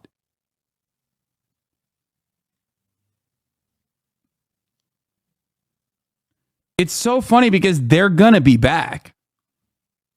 And they're going to put the encampments up again. I cannot believe that the students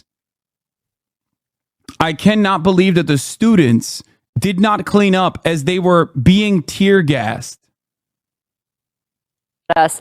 I don't know if you can see behind us. This is sort of the standoff that continues between... Oh, they're not even letting them back onto the space, too.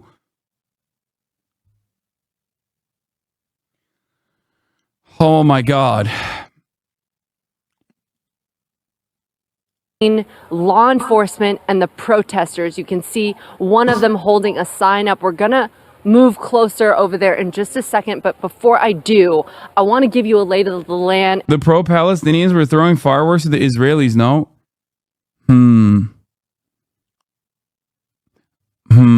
It was an unlawful protest, but they have the option to leave, no? Why didn't they? Says Anarcho Dancer. All cops are bad. ACAB. I don't understand why they blame the police for violence. They just do their job.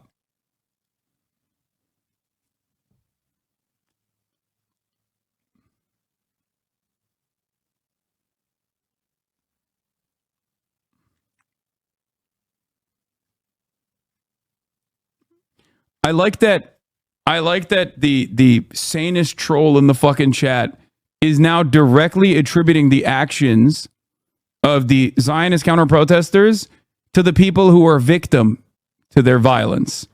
The peaceful pro-Palestinian demonstrators. Awesome. It's cool, man.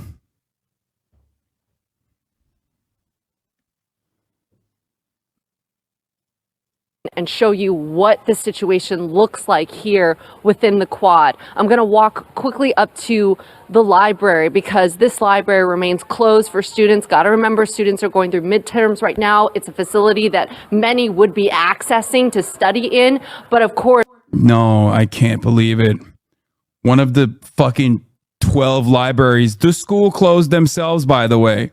It is completely... The school closed this library themselves. I talked to the students.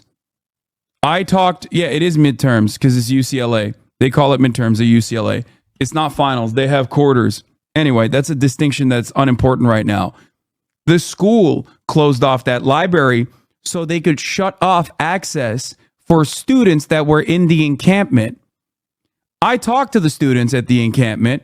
I am not a journalist. I'm a fucking Twitch streamer. So if I can actually genuinely get a better assessment of what's going on the ground, how the fuck can't KTLA do the same? The school shut off this library to the students because they knew that students at the encampment would be able to, one, use the restrooms inside the building, and two, continue their studies during midterms. They wanted to make it harder for them. They wanted to punish the students. That's why they shut off the library. So for her to go in and be like, I can't believe that the students shut off the library, is bullshit. Trashed here. The reason why they actually piled this stuff on these doors is because cops were trying to access the buildings and kettle and corral them from numerous entry points. They also turned off the Wi-Fi in the library. The reason why they put the barricades yesterday is specifically because cops were trying to come in from every angle.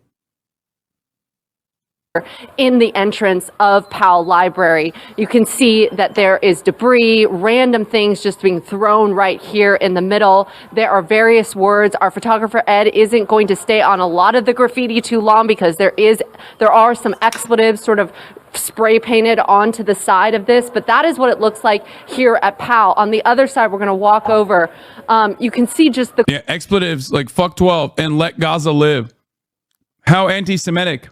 quad itself, so much debris, so many things just littered around the entire area. I wonder how this happened, guys. It didn't look like this when I was there. I wonder if there was some like huge thing that occurred last night. Bro, this is really bad. I mean, as far as like manufacturing consent, yeah, insane. Look at the trash and vandalism. No. Yeah. Oh, it's 9/11. Insane. Look at the trash and vandalism Americans left behind.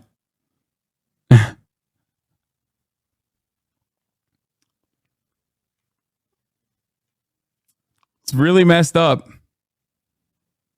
Do New Yorkers have no shame? Same energy, 100%.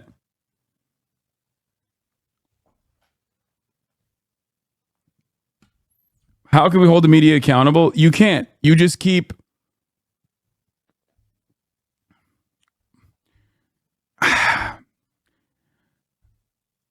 do you hold the media accountable? I don't know. Last night, I fell to my knees and wept over the possible property damage that might be occurring in windows and doors, the shattered glass, the broken wood. Wait until it's the Ivy League school you own being damaged. Imagine having to spend some of the billions in your bank account. Not so funny now, huh? Yes, your actions are courageous and compassionate. History will remember you fondly, but please do not even slightly inconvenience an Ivy League president, property owner, or I will go fucking berserk.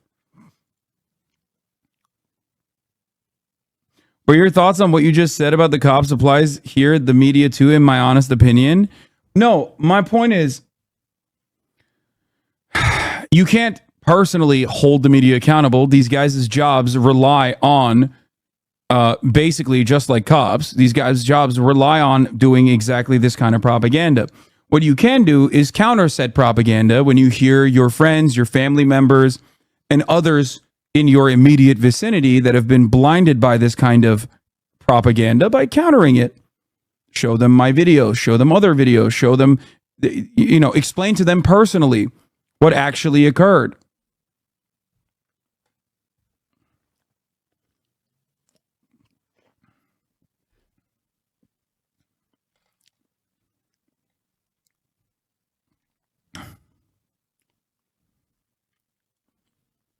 Know that is latest yesterday, they were asking for more supplies to be brought in here because they said that they were going to be, the people part of this encampment, they were going to be here for as long as it takes in order to get their demands met. And so there's so many things in terms of. The other part of this is that like the Israeli side has grown very comfortable and has grown very arrogant. So countering the misinformation, it becomes easier and easier for you. Okay? Because like Notice how all the trolls that come in here and like try to repeat mainstream narratives get quickly put down. Like the retorts to the obvious slander is just the truth, right? It's pretty simple overall.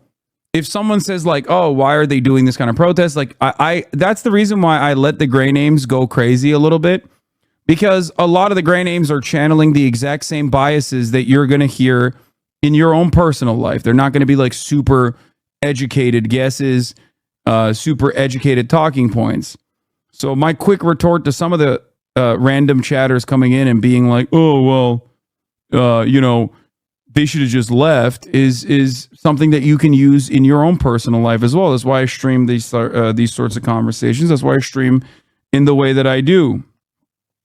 It's to give you the tools that you can use in your life as well. That's why many people watch. I mean, but this is really bad propaganda overall. This is like bordering on hilarious if it wasn't so gross, right?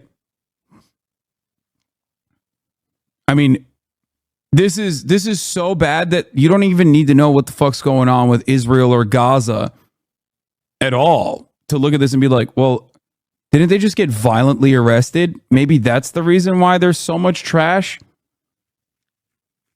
Like, if I didn't know anything and I was watching this and I wasn't like the biggest dumbass on the planet, it's pretty obvious what happened here, right? Like, they're even showing the cops right there, not allowing students to come back into the fucking lawn.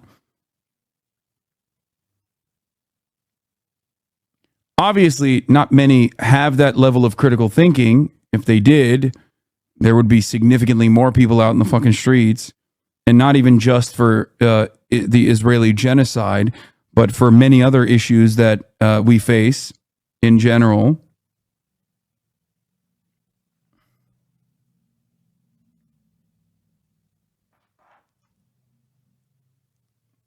But yeah.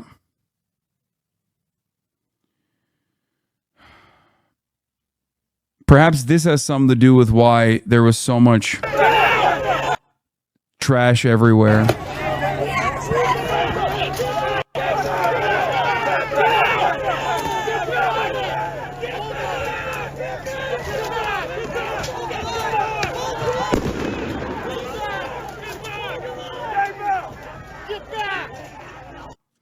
I had a friend call you a reactionary the other day when I pressed him on how he could say that. He said it was because you react to stuff. Isn't that what it means? They aren't sending their best? Yeah.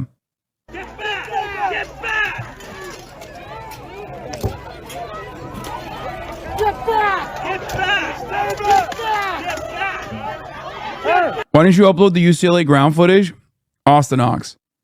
Because Austin Ox wanted me to do a intro to the video, and I don't think he finds the commentary that I've done good enough to upload.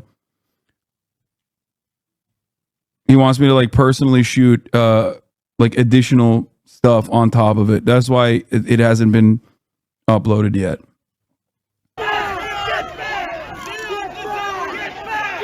I showed my sister your coverage on the protest and she literally thought you and I were crazy. I turned on your stream on the TV and she was blown away. I sent her my live footage from UCLA and she has been radicalized. +1 HasanAbi fan.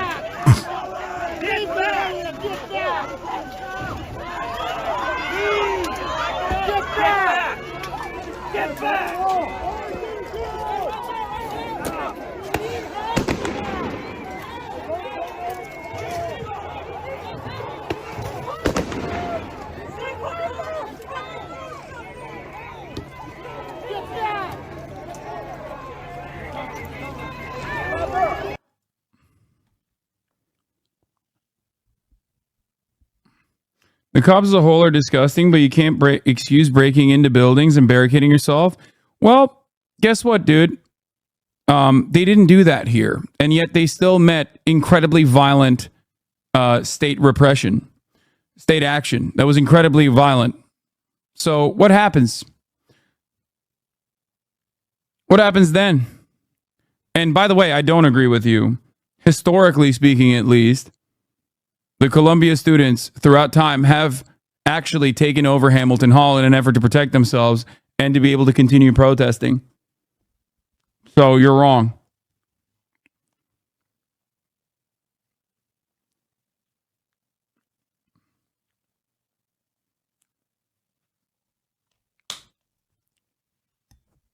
Buildings matter too, headline energy. Yeah.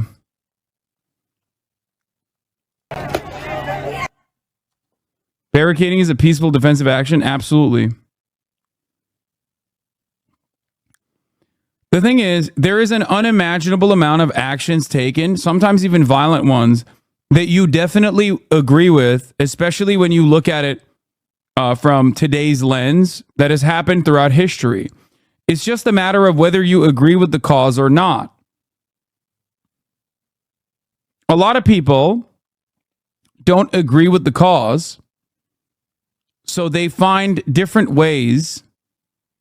They find different ways of trying to make it seem like they just have an aesthetic issue. Who's rating?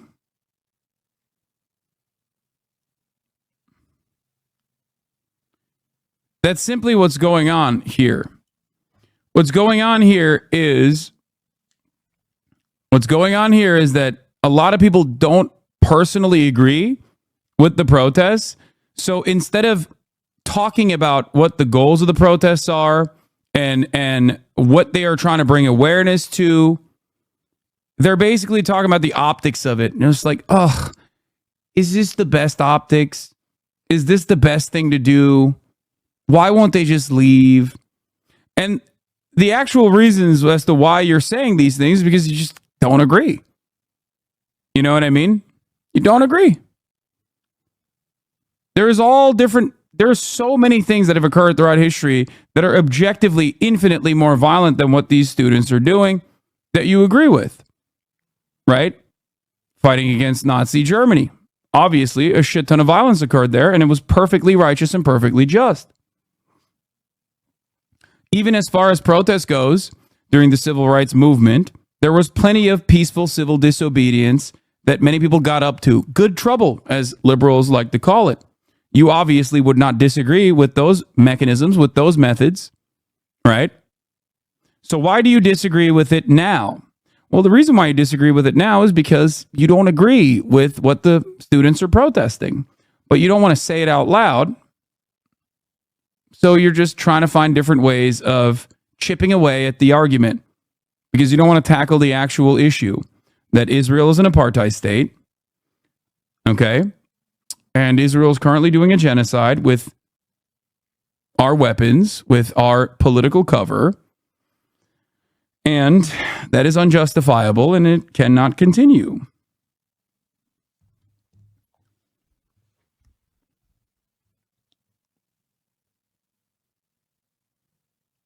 That's it.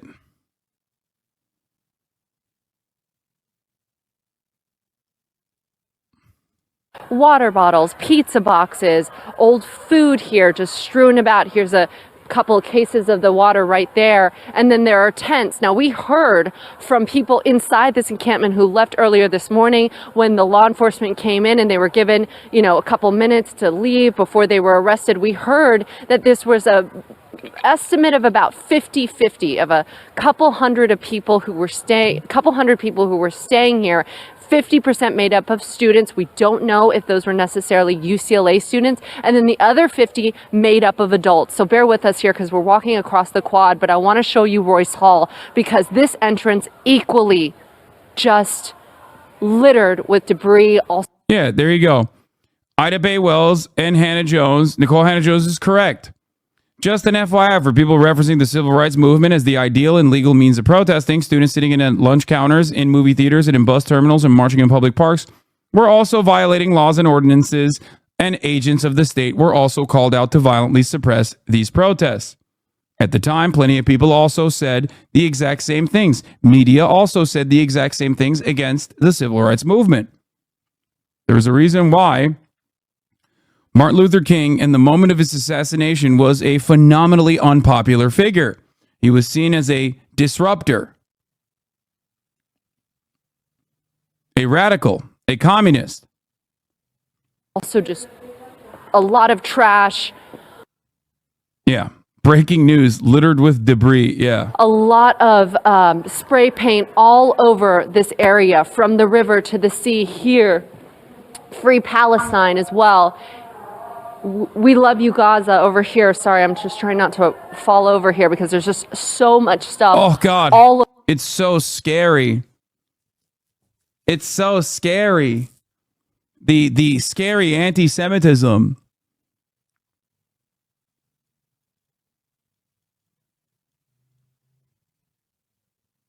Thank God for this brave reporter, dude. She's about to die. over the floor. I am not sure this will even work on boomers. It will, because if you still have this unconditional and ferocious support for Israel, the most moral nation, the most moral army, the only democracy in the world, really, not even just the Middle East, the only real democracy, the only real functioning democracy, then you're just looking for anything and everything desperately to just, you know, find a more defensible position. Any little thing you will probably grab onto and repeat over and over again, even if it is completely untrue. It's just a way to feel comfortable with your own personal biases, with your own, instead of meeting your own cognitive dissonance, you just sit there and reiterate the same fucking takes over and over and over again. Yeah, that's it.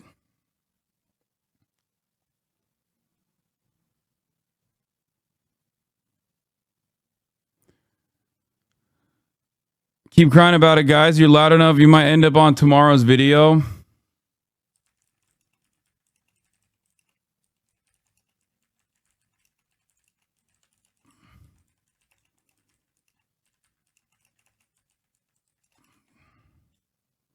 Instead of a peaceful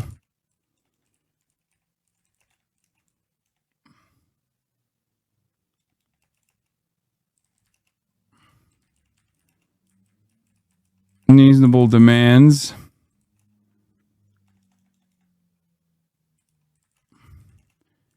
Tuition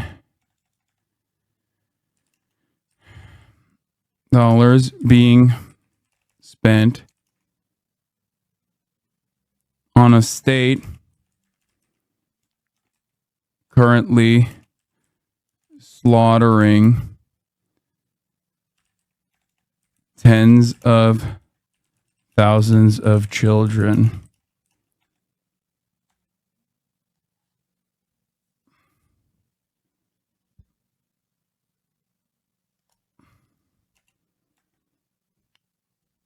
Your noise gate stopped working? What do you mean?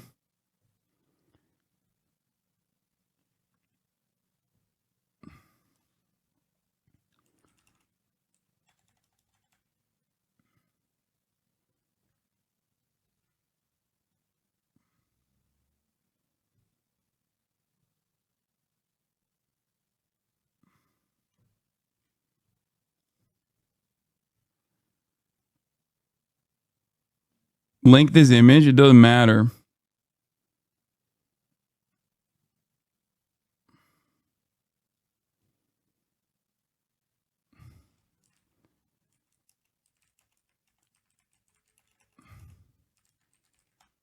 Brother is living in a raider base from Fallout. Anyway. Keep crying about it. If you're loud enough, you might end up on tomorrow's video. Looks like Twitter is mad at me about not supporting protesters' First Amendment rights to build a Rust base on campus and block students from going to class. Brother, they didn't block students from going to class. They set up a peaceful encampment to make perfectly reasonable demands about their tuition dollars being spent on a state currently slaughtering tens of thousands of children. The police response was gross.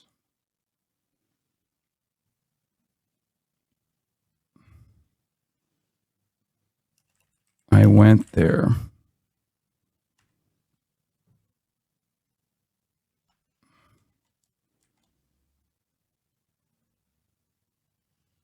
Oops.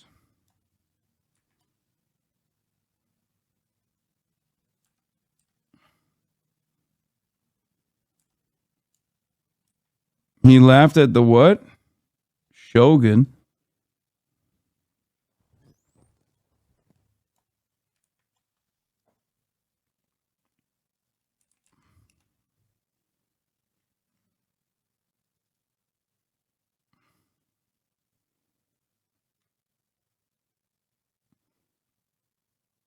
Anyway.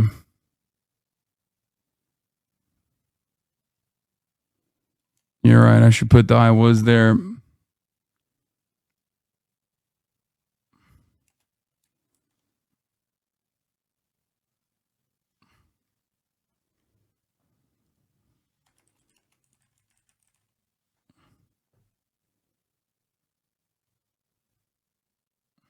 What? Incredibly violent? Like what? Wise? Compared to the Belarus protests in 2021, American police during protests is way more gentle than most in the world. You're wrong, by the way. You're objectively wrong. The American police response to any kind of protest is significantly worse than any other OECD nation. Objectively. You're just incredibly wrong. The irony, of course, is that you brought up Belarus, okay? Is this Belarus or is this fucking America? Especially, it is simply proven by the channel that could just be banned by watching actually violent protest shutdowns around the world. You're wrong.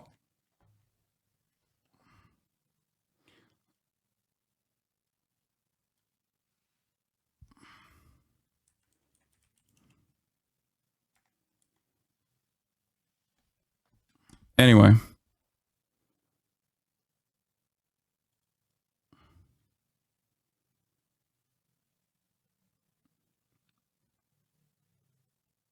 It's not bad unless it's the worst thing possible. Yeah, I know.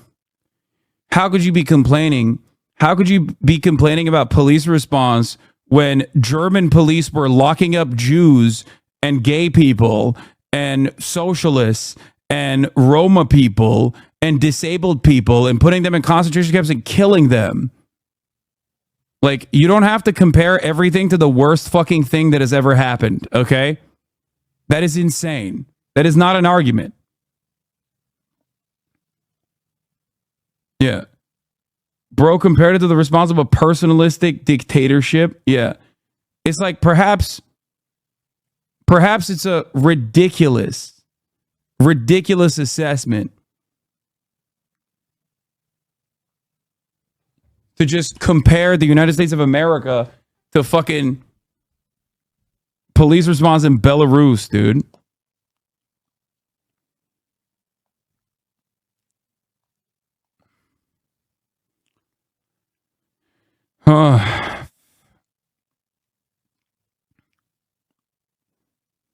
There is literally there is nothing they could have done better, for the record. The only thing they could have done better in this situation is if they served a 3-minute ad break at the top of the hour after gifting a bunch of subs. Because at the top of the hour, there is a 3-minute ad break. And if you no longer want to see those ads, well, then all you need to do is subscribe, which you can do for $5 or for free with a Twitch Prime by connecting your Amazon Prime account to your Twitch account, where you get one free Prime subscription a month. Or you can get gifted a sub by the likes of Not Zempro. Thank you for the 5 gifted subs.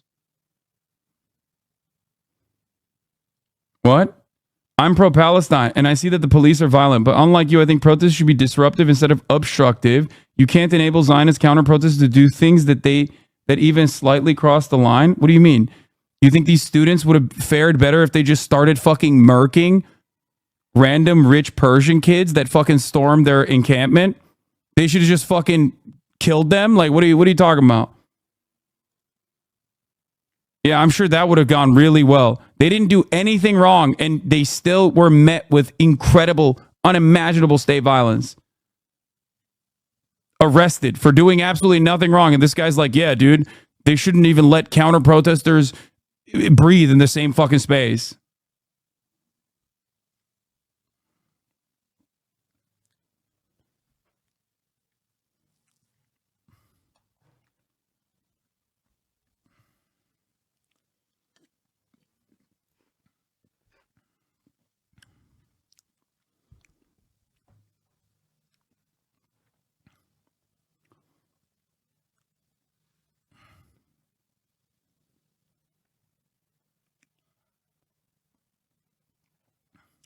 Look where your charity for Asmongold is done. He is now just using this as a way to farm more viewership. Nice. Mission accomplished. Why is it that once the longest term community members in here are just genuinely the most mentally ill? Just the most mentally ill, dude. Actually. Okay, then what is this? You guys have closed. Oh, this is great. Yeah, this is great.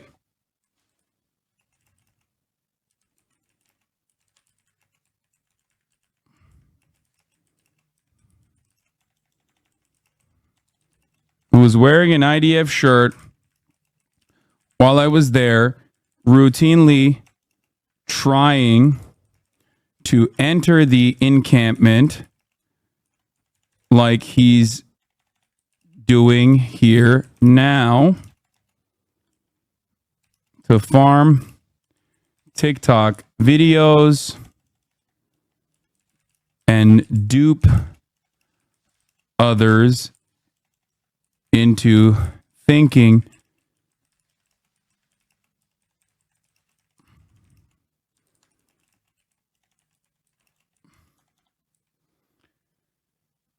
you either die a hero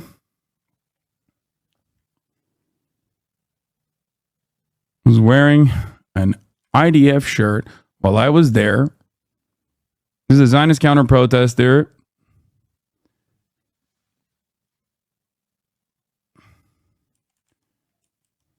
Agitator counter protester was wearing an IDF shirt while I was there. Actually, you know what? I'm not even going to say that.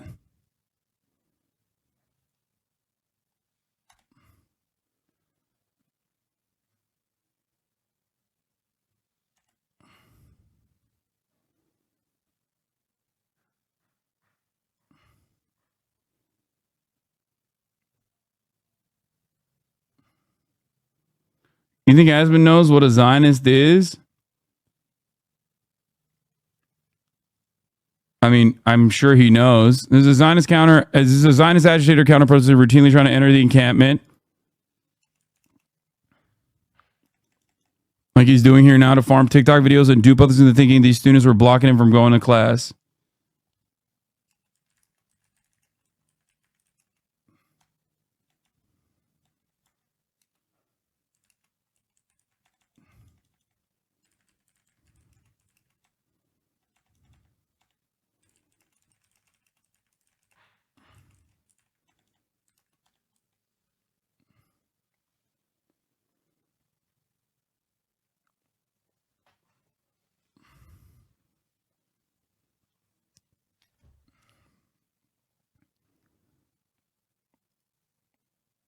He isn't a student there? No, he is.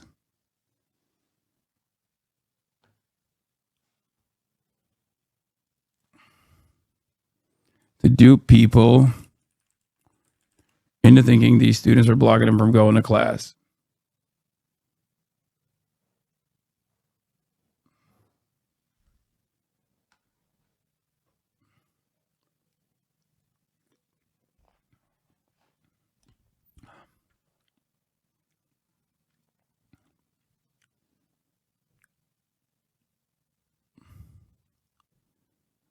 Yeah. Look at that. Look at that.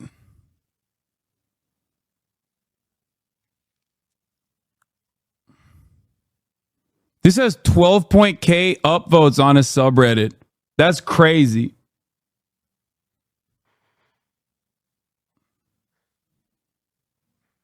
Yeah.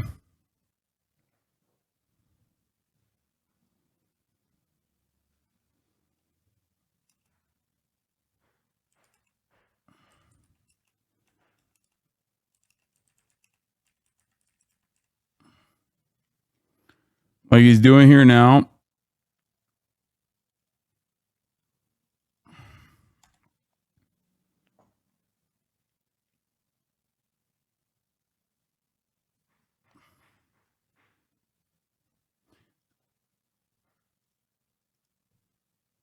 Here, I'll put this fucking photo in there too.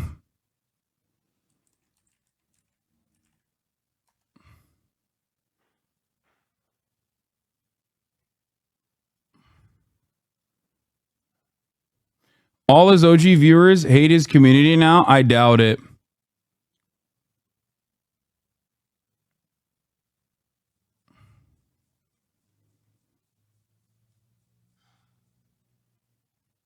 Perform TikTok and do people who aren't there into these. I don't know why. I don't know why he doesn't recognize that, but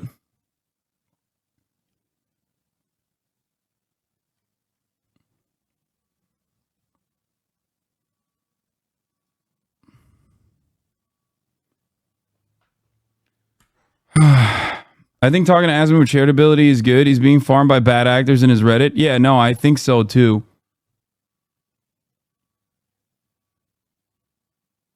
Yeah, no, he is like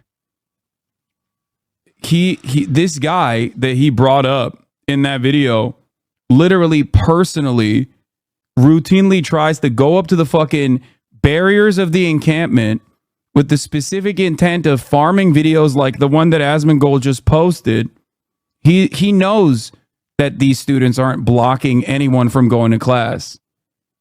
He's the one going in there specifically so that he can cut that video to be like, see, they're blocking me from going to class. Even in the video, the students say, we're not blocking you from going to class. We're blocking you from going into the encampment.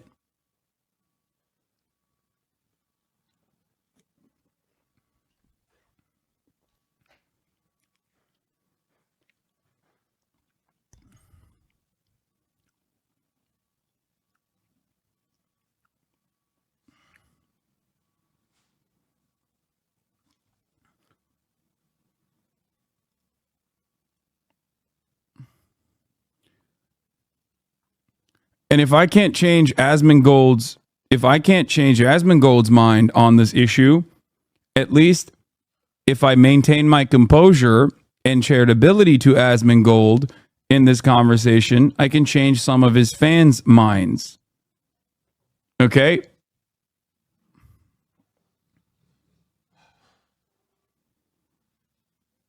So that's it.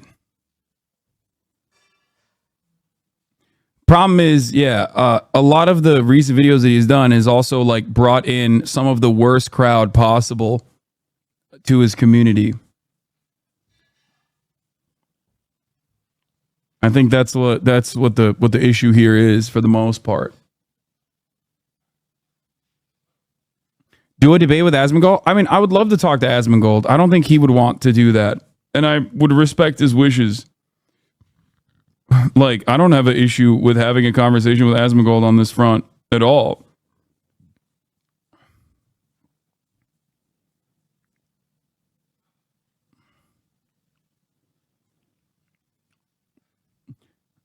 Also, I'm not like canceling him at all, so I make no mistake.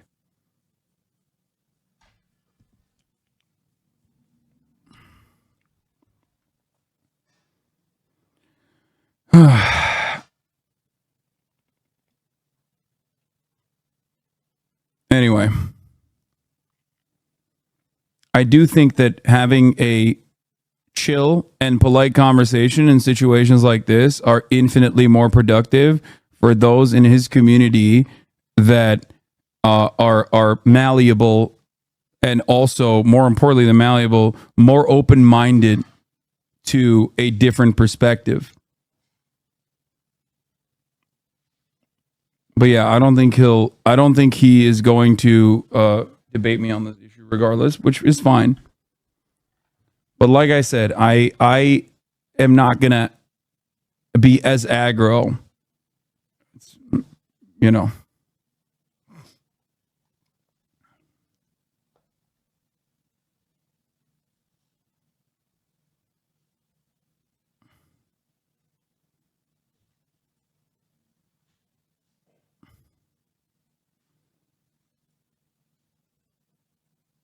Yeah, no, this kid's movement on campus is absolutely not even remotely restricted for the most part.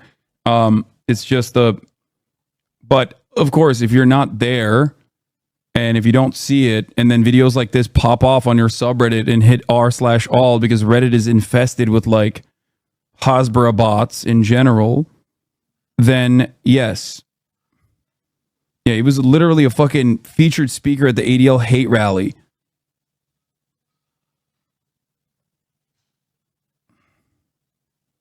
Come on, Hasan, you're banned from live stream fails. You know who's feeding these clips to the Reddit? When has Asman talked about Palestine? No, I know.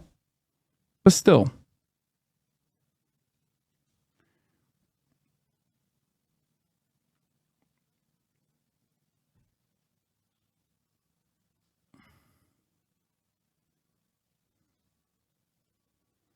Looking at the r/politics discussion thread on the Biden speech today, Biden already let Gaza be leveled. Gaza isn't leveled. This is akin to cities were burned to the ground during the 2020 BLM protests. Don't hyperbolize if you don't need to.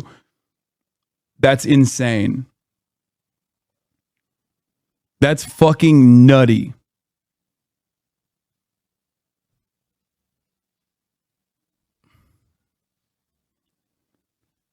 Yeah, dude, you're right. Gaza is leveled is hyperbole. Brother, read one fucking article from Washington Post or even the New York Times at this point.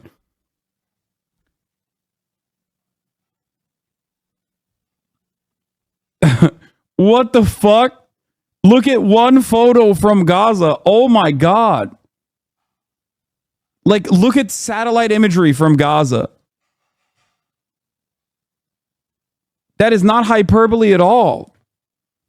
Now down here on this corridor, there are sheriff's deputies blocking off this area because we do believe behind Royce Hall there is a contingent a portion of people that were moved out here who are staying over there and trying to sort of gather around those who have been detained in order to show support for those who are being detained and brought onto those buses in order to eventually be booked. Now you're going to see other media cameras here. There's a lot of media here, so just bear with us because we just want... BDS is super impactful, but enabling obstruction is a slippery slope. You're not open-minded to the fact that obstruction is a slippery slope. Enable Zionist counter-protesters to do the same, which would be worse. What are you? Okay, I will give you this much. I will give you this much. At least you are hitting this from a unique angle. Okay? At least this is like a unique angle. He's like pro-BDS, but anti-encampment, which I think is strange. Asmongold replied. What did he say?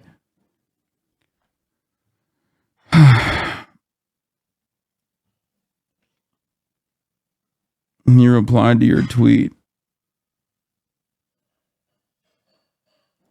I have to pee so bad.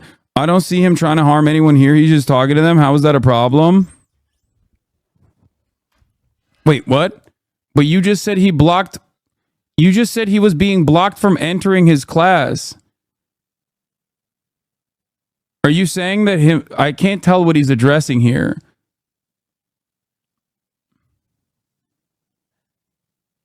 Do you think he brought fucking mace for funsies that he's openly displaying, which I suspect is illegal, by the way, to just like bring mace to a fucking protest, but dude, I don't get it. Like, a lot of people personally despise like fake crisis actors and stuff, and this guy literally is a crisis actor.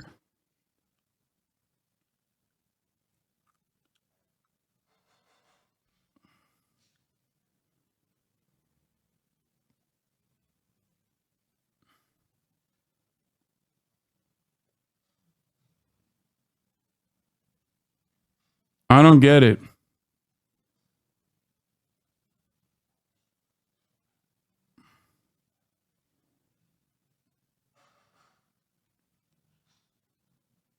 Like he's doing here now in the video. I was talking about in the video.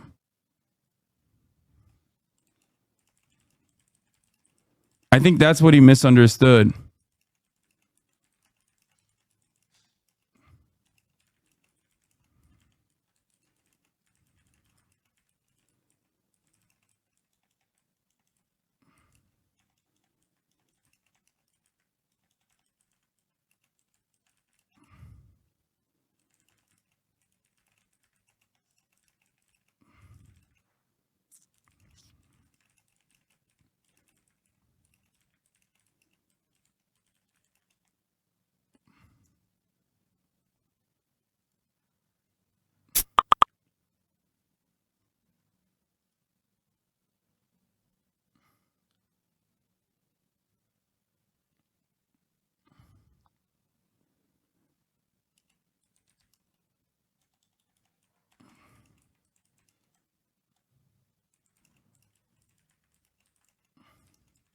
It's from last night.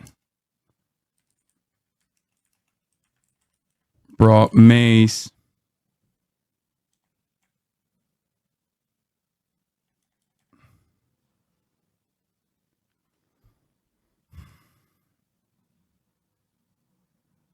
Yeah, LA bans pepper spray, baseball bats, and weapons and other items of protest. Yeah.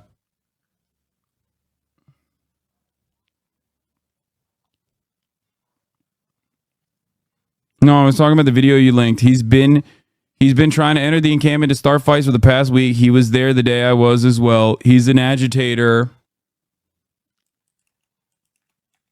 and has never been restricted from going to class. The video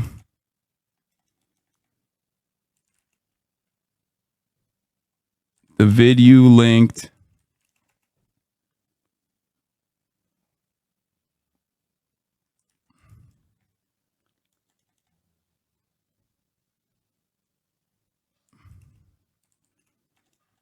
is cut specifically to invoke your response.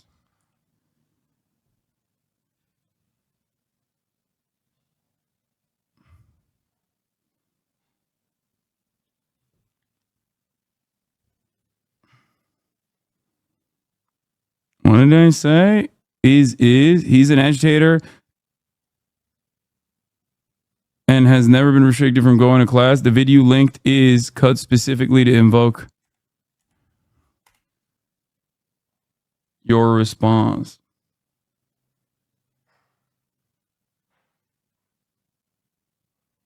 Yeah. You said he was trying to harm students, and he says this still frame doesn't show him harming students. Yeah, that's why I'm responding to the video that he sent me. The reason he linked at all was to show a poor student being blocked from attending class, proven wrong, and other goalpost moves. Yeah. Evoke, not invoke, right? I'm wrong. Fuck, I hate going over 280 characters.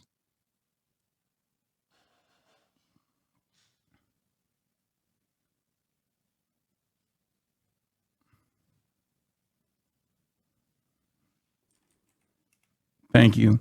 No, I was talking about the video you linked. He's been trying to enter the camp to start fights for the past week. He was there the day I was as well. He's an agitator and has never been restricted from going to class. The video you linked is cut specifically to evoke your response.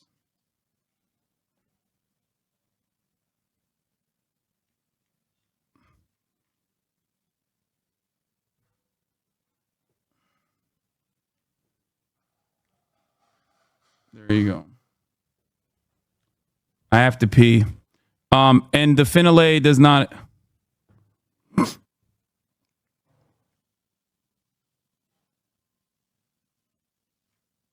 I don't want to say that he's a mark here, but he is being one. A rube.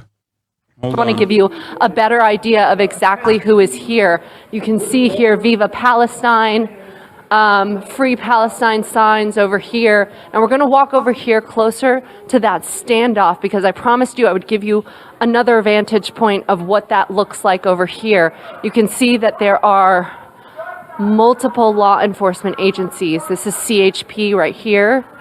And there is that continued standoff between the protesters and the law enforcement. Now, we're not allowed to go any further beyond this point because that is, law enforcement doing exactly what they do. But our photographer, Ed, I'm going to let him go a little bit ahead of me so that he can get you a better view here. You can see that there are some of those pro-Palestinian protesters standing just above the steps, holding a flag up. Free Gaza. I'm trying to hear. I know that they're talking to each other. I just can't make out exactly what they're saying quite yet.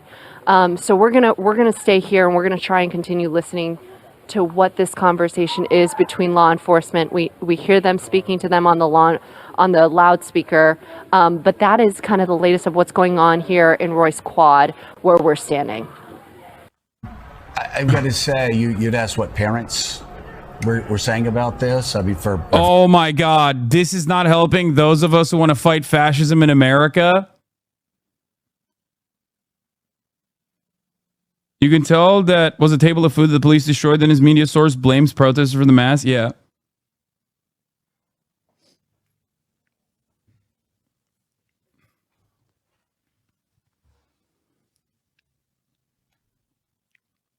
Oh my God, this is going to trigger the fuck out of me. We haven't even gotten to the goddamn Joe Brandon response yet. For parents whose children are, and their children. He's like, dude, this is not going to help with the fight against fascism in America because you're welcoming it. Morning Joe Scarborough. You're the one welcoming fascism with open fucking arms. You're demanding more of it. By the way, it's there's some adults, but I say this because we've got kids, obviously, of college age. I mean, obviously, there are many that are. If the protest was so peaceful, why did they vandalize the university? No need for graffiti. Brother, you are not on board with the protest, okay? You are now officially saying that graffiti on wood panels, not even the actual walls of the fucking halls, but graffiti on wood panels is violent and not peaceful, okay? You are out of your mind. I cannot have a conversation with you, okay? You are looking at police violently fucking ruthlessly apprehending students for the crime of making people's feelings hurt and the crime of saying Israel is a meanie bobini. That's real violence.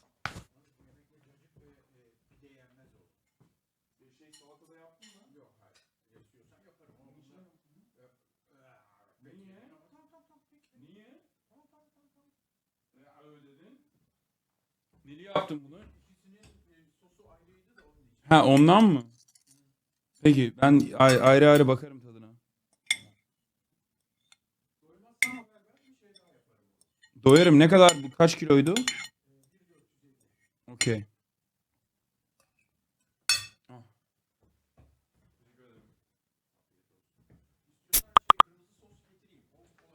Yok sıkıntı yok. Sağ ol baba. Stress. I'm sure many are concerned about their safety. I certainly hope the students got out and they're doing it peacefully right now. But Richard, this is. I tried to explain this a couple days ago. Maybe I wasn't eloquent enough. But I can tell you my family. I'm not saying the Vietnam War was a just war. It was not a just war. But I can tell you the riots on college campuses, the riots at the Chicago Convention in '68, all of those things moved my family from being Democrats their entire life to being Republicans. Dude, what are you saying? Yeah, you fucking failed them, big dog. That's your failure. I remember I was young, and I remember my parents asking, what in the world is going on in this country? And of course, you know, they were raised in the Great Depression and rural. Also, bro, you are a Republican. You said you're a conservative 2 days ago. Like, oh, you're really going to lose my vote here, Democrats. Oh, these students are really going to lose the Democratic Party more votes. They're going to cause the Democratic Party more votes. It's like, bro, you think they give a shit? What are you talking about? It's the Democratic Party that's allowing this to fucking happen. Rural Georgia, kind of hard for them to hear rich kids on campus of Harvard. Yeah. Now UCLA is rich kids too. It's a public institution, but you know, everybody's a rich kid. Or taking over campuses at Columbia. But if you're offended by this, please, I'm trying to help you. I don't want Donald Trump to get elected, all right? There you go. Trying to help you. If you're too stupid to figure that out, you change to another channel. Because we're... Yeah.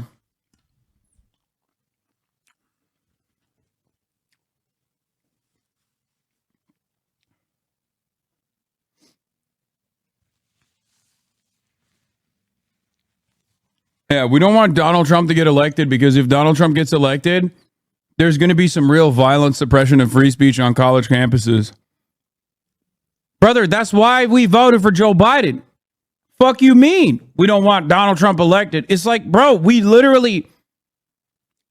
The violent suppression of Black Lives Matter protests was genuinely a part of why so many in this age demographic voted for Joe Biden.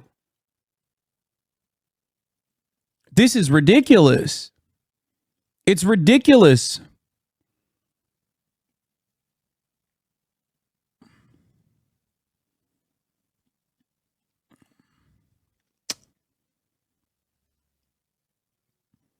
Where are the videos of him starting fights then?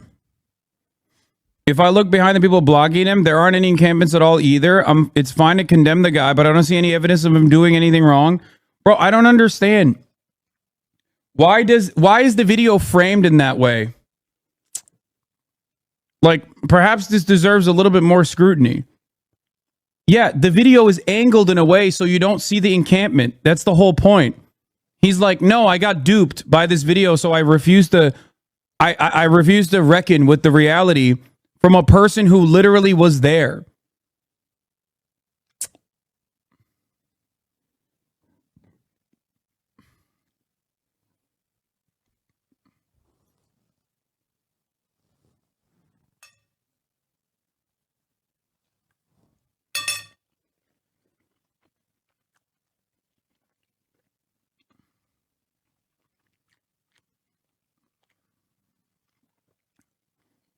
Anyway.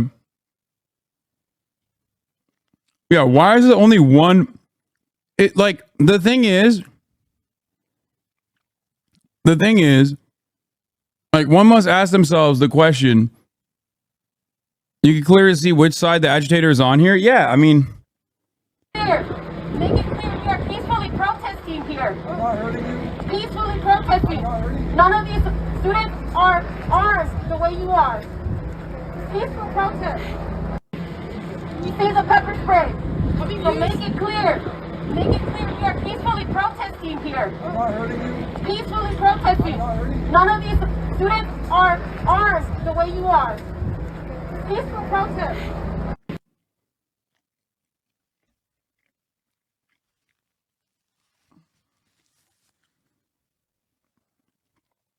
yeah, I don't know what to say in this situation. He's not being bigoted. He needs literal receipts. Come on, bro. I think he just doesn't want to admit that he might be wrong on this. I think that's mostly what it is. I sent him a photo of the dude with fucking like visible pepper spray on his holster. At that point, if you're like, well, he's being peaceful in this photo, I don't know what to tell you. I mean, that's like he's brandishing that on purpose.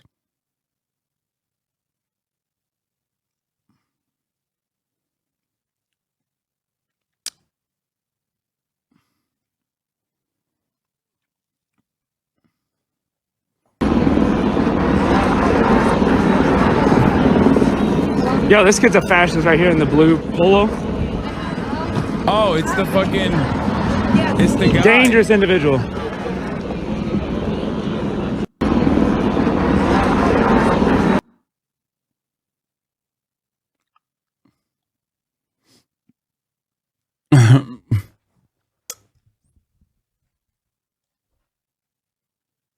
Anyway.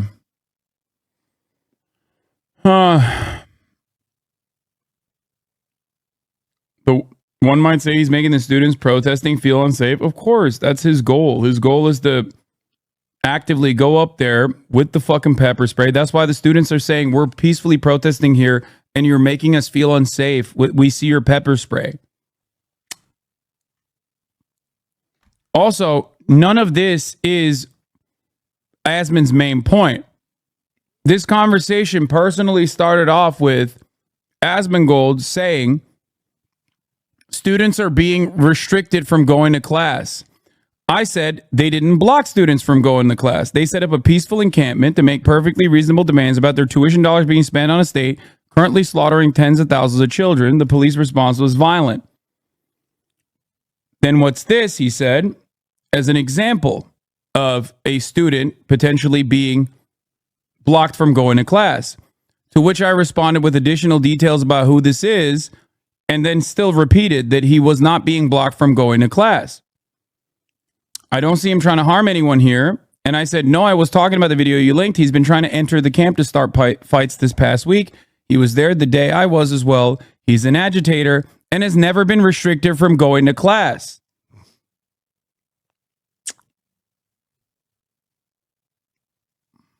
Okay?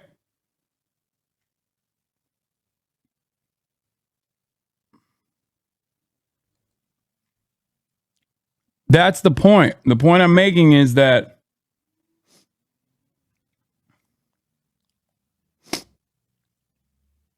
the point I'm consistently trying to move back to is the main point that he made, which is violence against these students is justifiable because they're blocking class.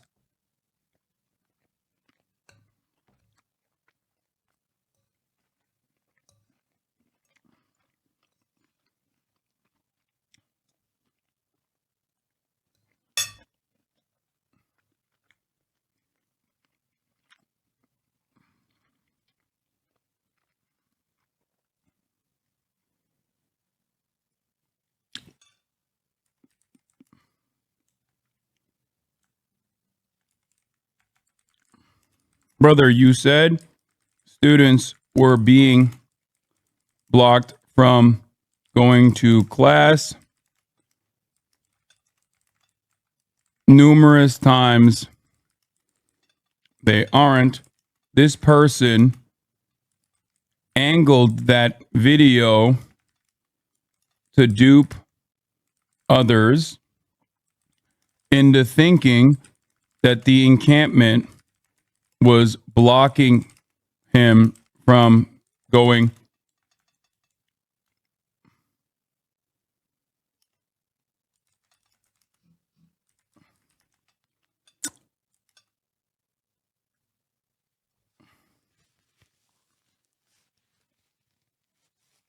Brother, you said students were being blocked from going to class. I told you numerous times they aren't. This person angled that video to dupe others into thinking that the encampment was blocking him from going to class. He's trying to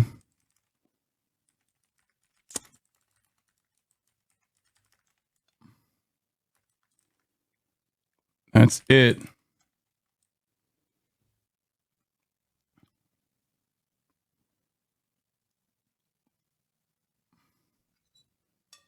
Explain it in WoW terms. Yeah, he's trying to fucking draw aggro.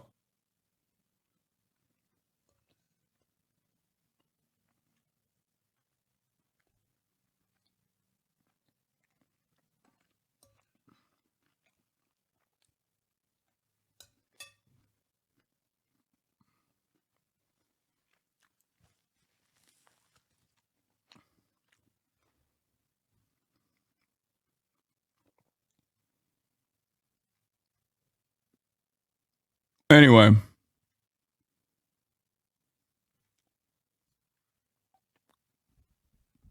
He toggled on PvP and is baiting other players to hit him.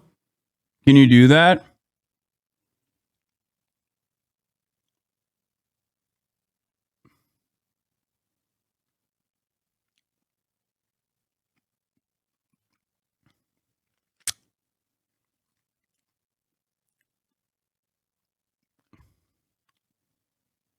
This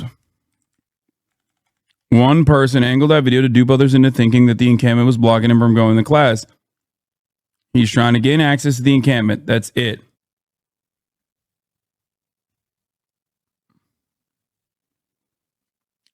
You need to let your contacts know that they need drones if they have an aerial camera. What? Asman is usually the type to give up a point if it's been proven something is dishonest. I'm surprised he's so dug in the sand with this. Well, because I'm like a good villain, I think. A lot in his community fucking despise me for being soy and stuff.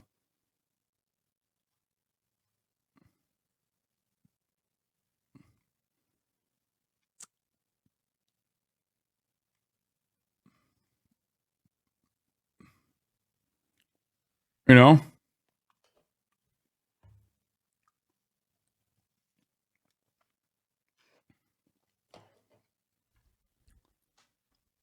This one person angled that video to dupe others into thinking that the encampment was blocking him from going to class. He's trying to gain access to the encampment. That's it. Asman genuinely does respect you, though. Yeah. I think so.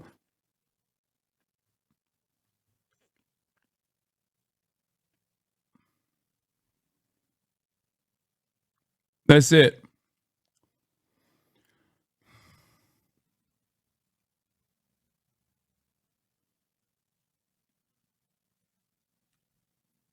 Anyway, your post got community noted. Oh my God. The most Reddit motherfuckers, dude. They're running.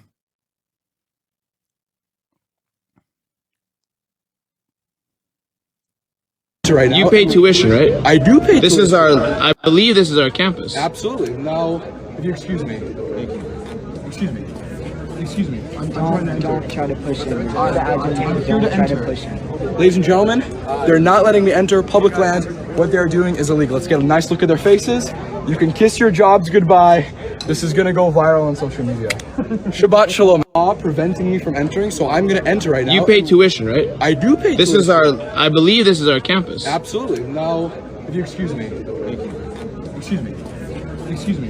Don't try to push it. I'm here to Try to enter. push it. Ladies and gentlemen, they're not letting me enter public land. What they're doing is... Like, how do you not see this? How do you not see this? That this dude is like... This dude is 100% like trying to fucking draw aggro. And then also, in the most arrogant fucking rich kid way possible, turning around and be like, you can kiss your jobs goodbye. Sick, man.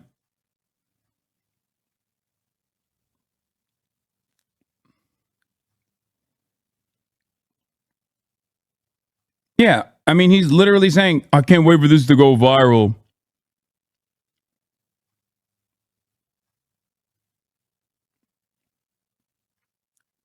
Like, he's a fucking crisis actor, straight up.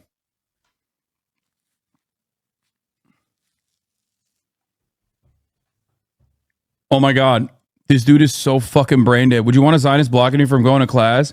Brother, there is no blocking someone from going to class. Zionist, anti-Zionist, doesn't fucking matter. You are trying to desperately hammer on a narrative that is not happening. Okay? And you are desperately trying to do this by basically removing the faulty premise that you personally believe that isn't real, that did not happen, and instead move on to the second point of the conversation. Like, we haven't even addressed the first thing that you're saying.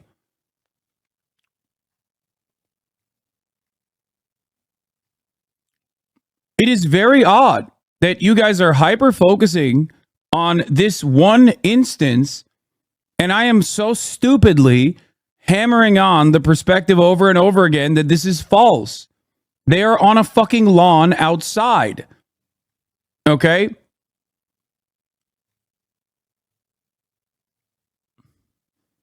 It is so wild that people are trying to desperately maintain this narrative that this guy isn't very openly trying to do the same thing that he has done day in, day out since the encampment started, with the goals of duping charlatans like you into defending him.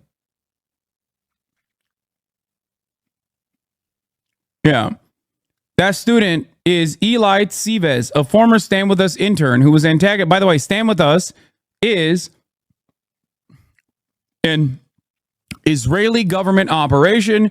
They get grants from the Israeli Knesset. So the idea that they're like an American 501c3, yes, they are. However, they do definitely get help from the Israeli government. So this dude has worked for the Israeli government for free. Now he's over here antagonizing and insulting pro-Palestinian protests for hours. He wasn't blocked from campus. He was blocked from the Gaza Solidarity encampment. Also, one of those activists blocking Eli is Jewish. The idea that these guys are personally being anti-Semitic in any capacity is just false, a complete falsehood.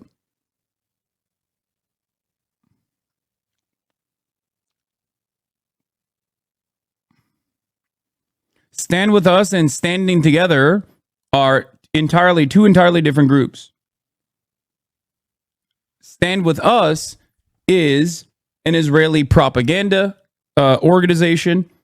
Standing Together is Omdim Be'achad, which is an Israeli organization that is comprised of Israeli liberals for the most part that are very much anti-West Bank occupation. And they're at the forefront of the major protests that have been launched against the Benjamin Netanyahu government since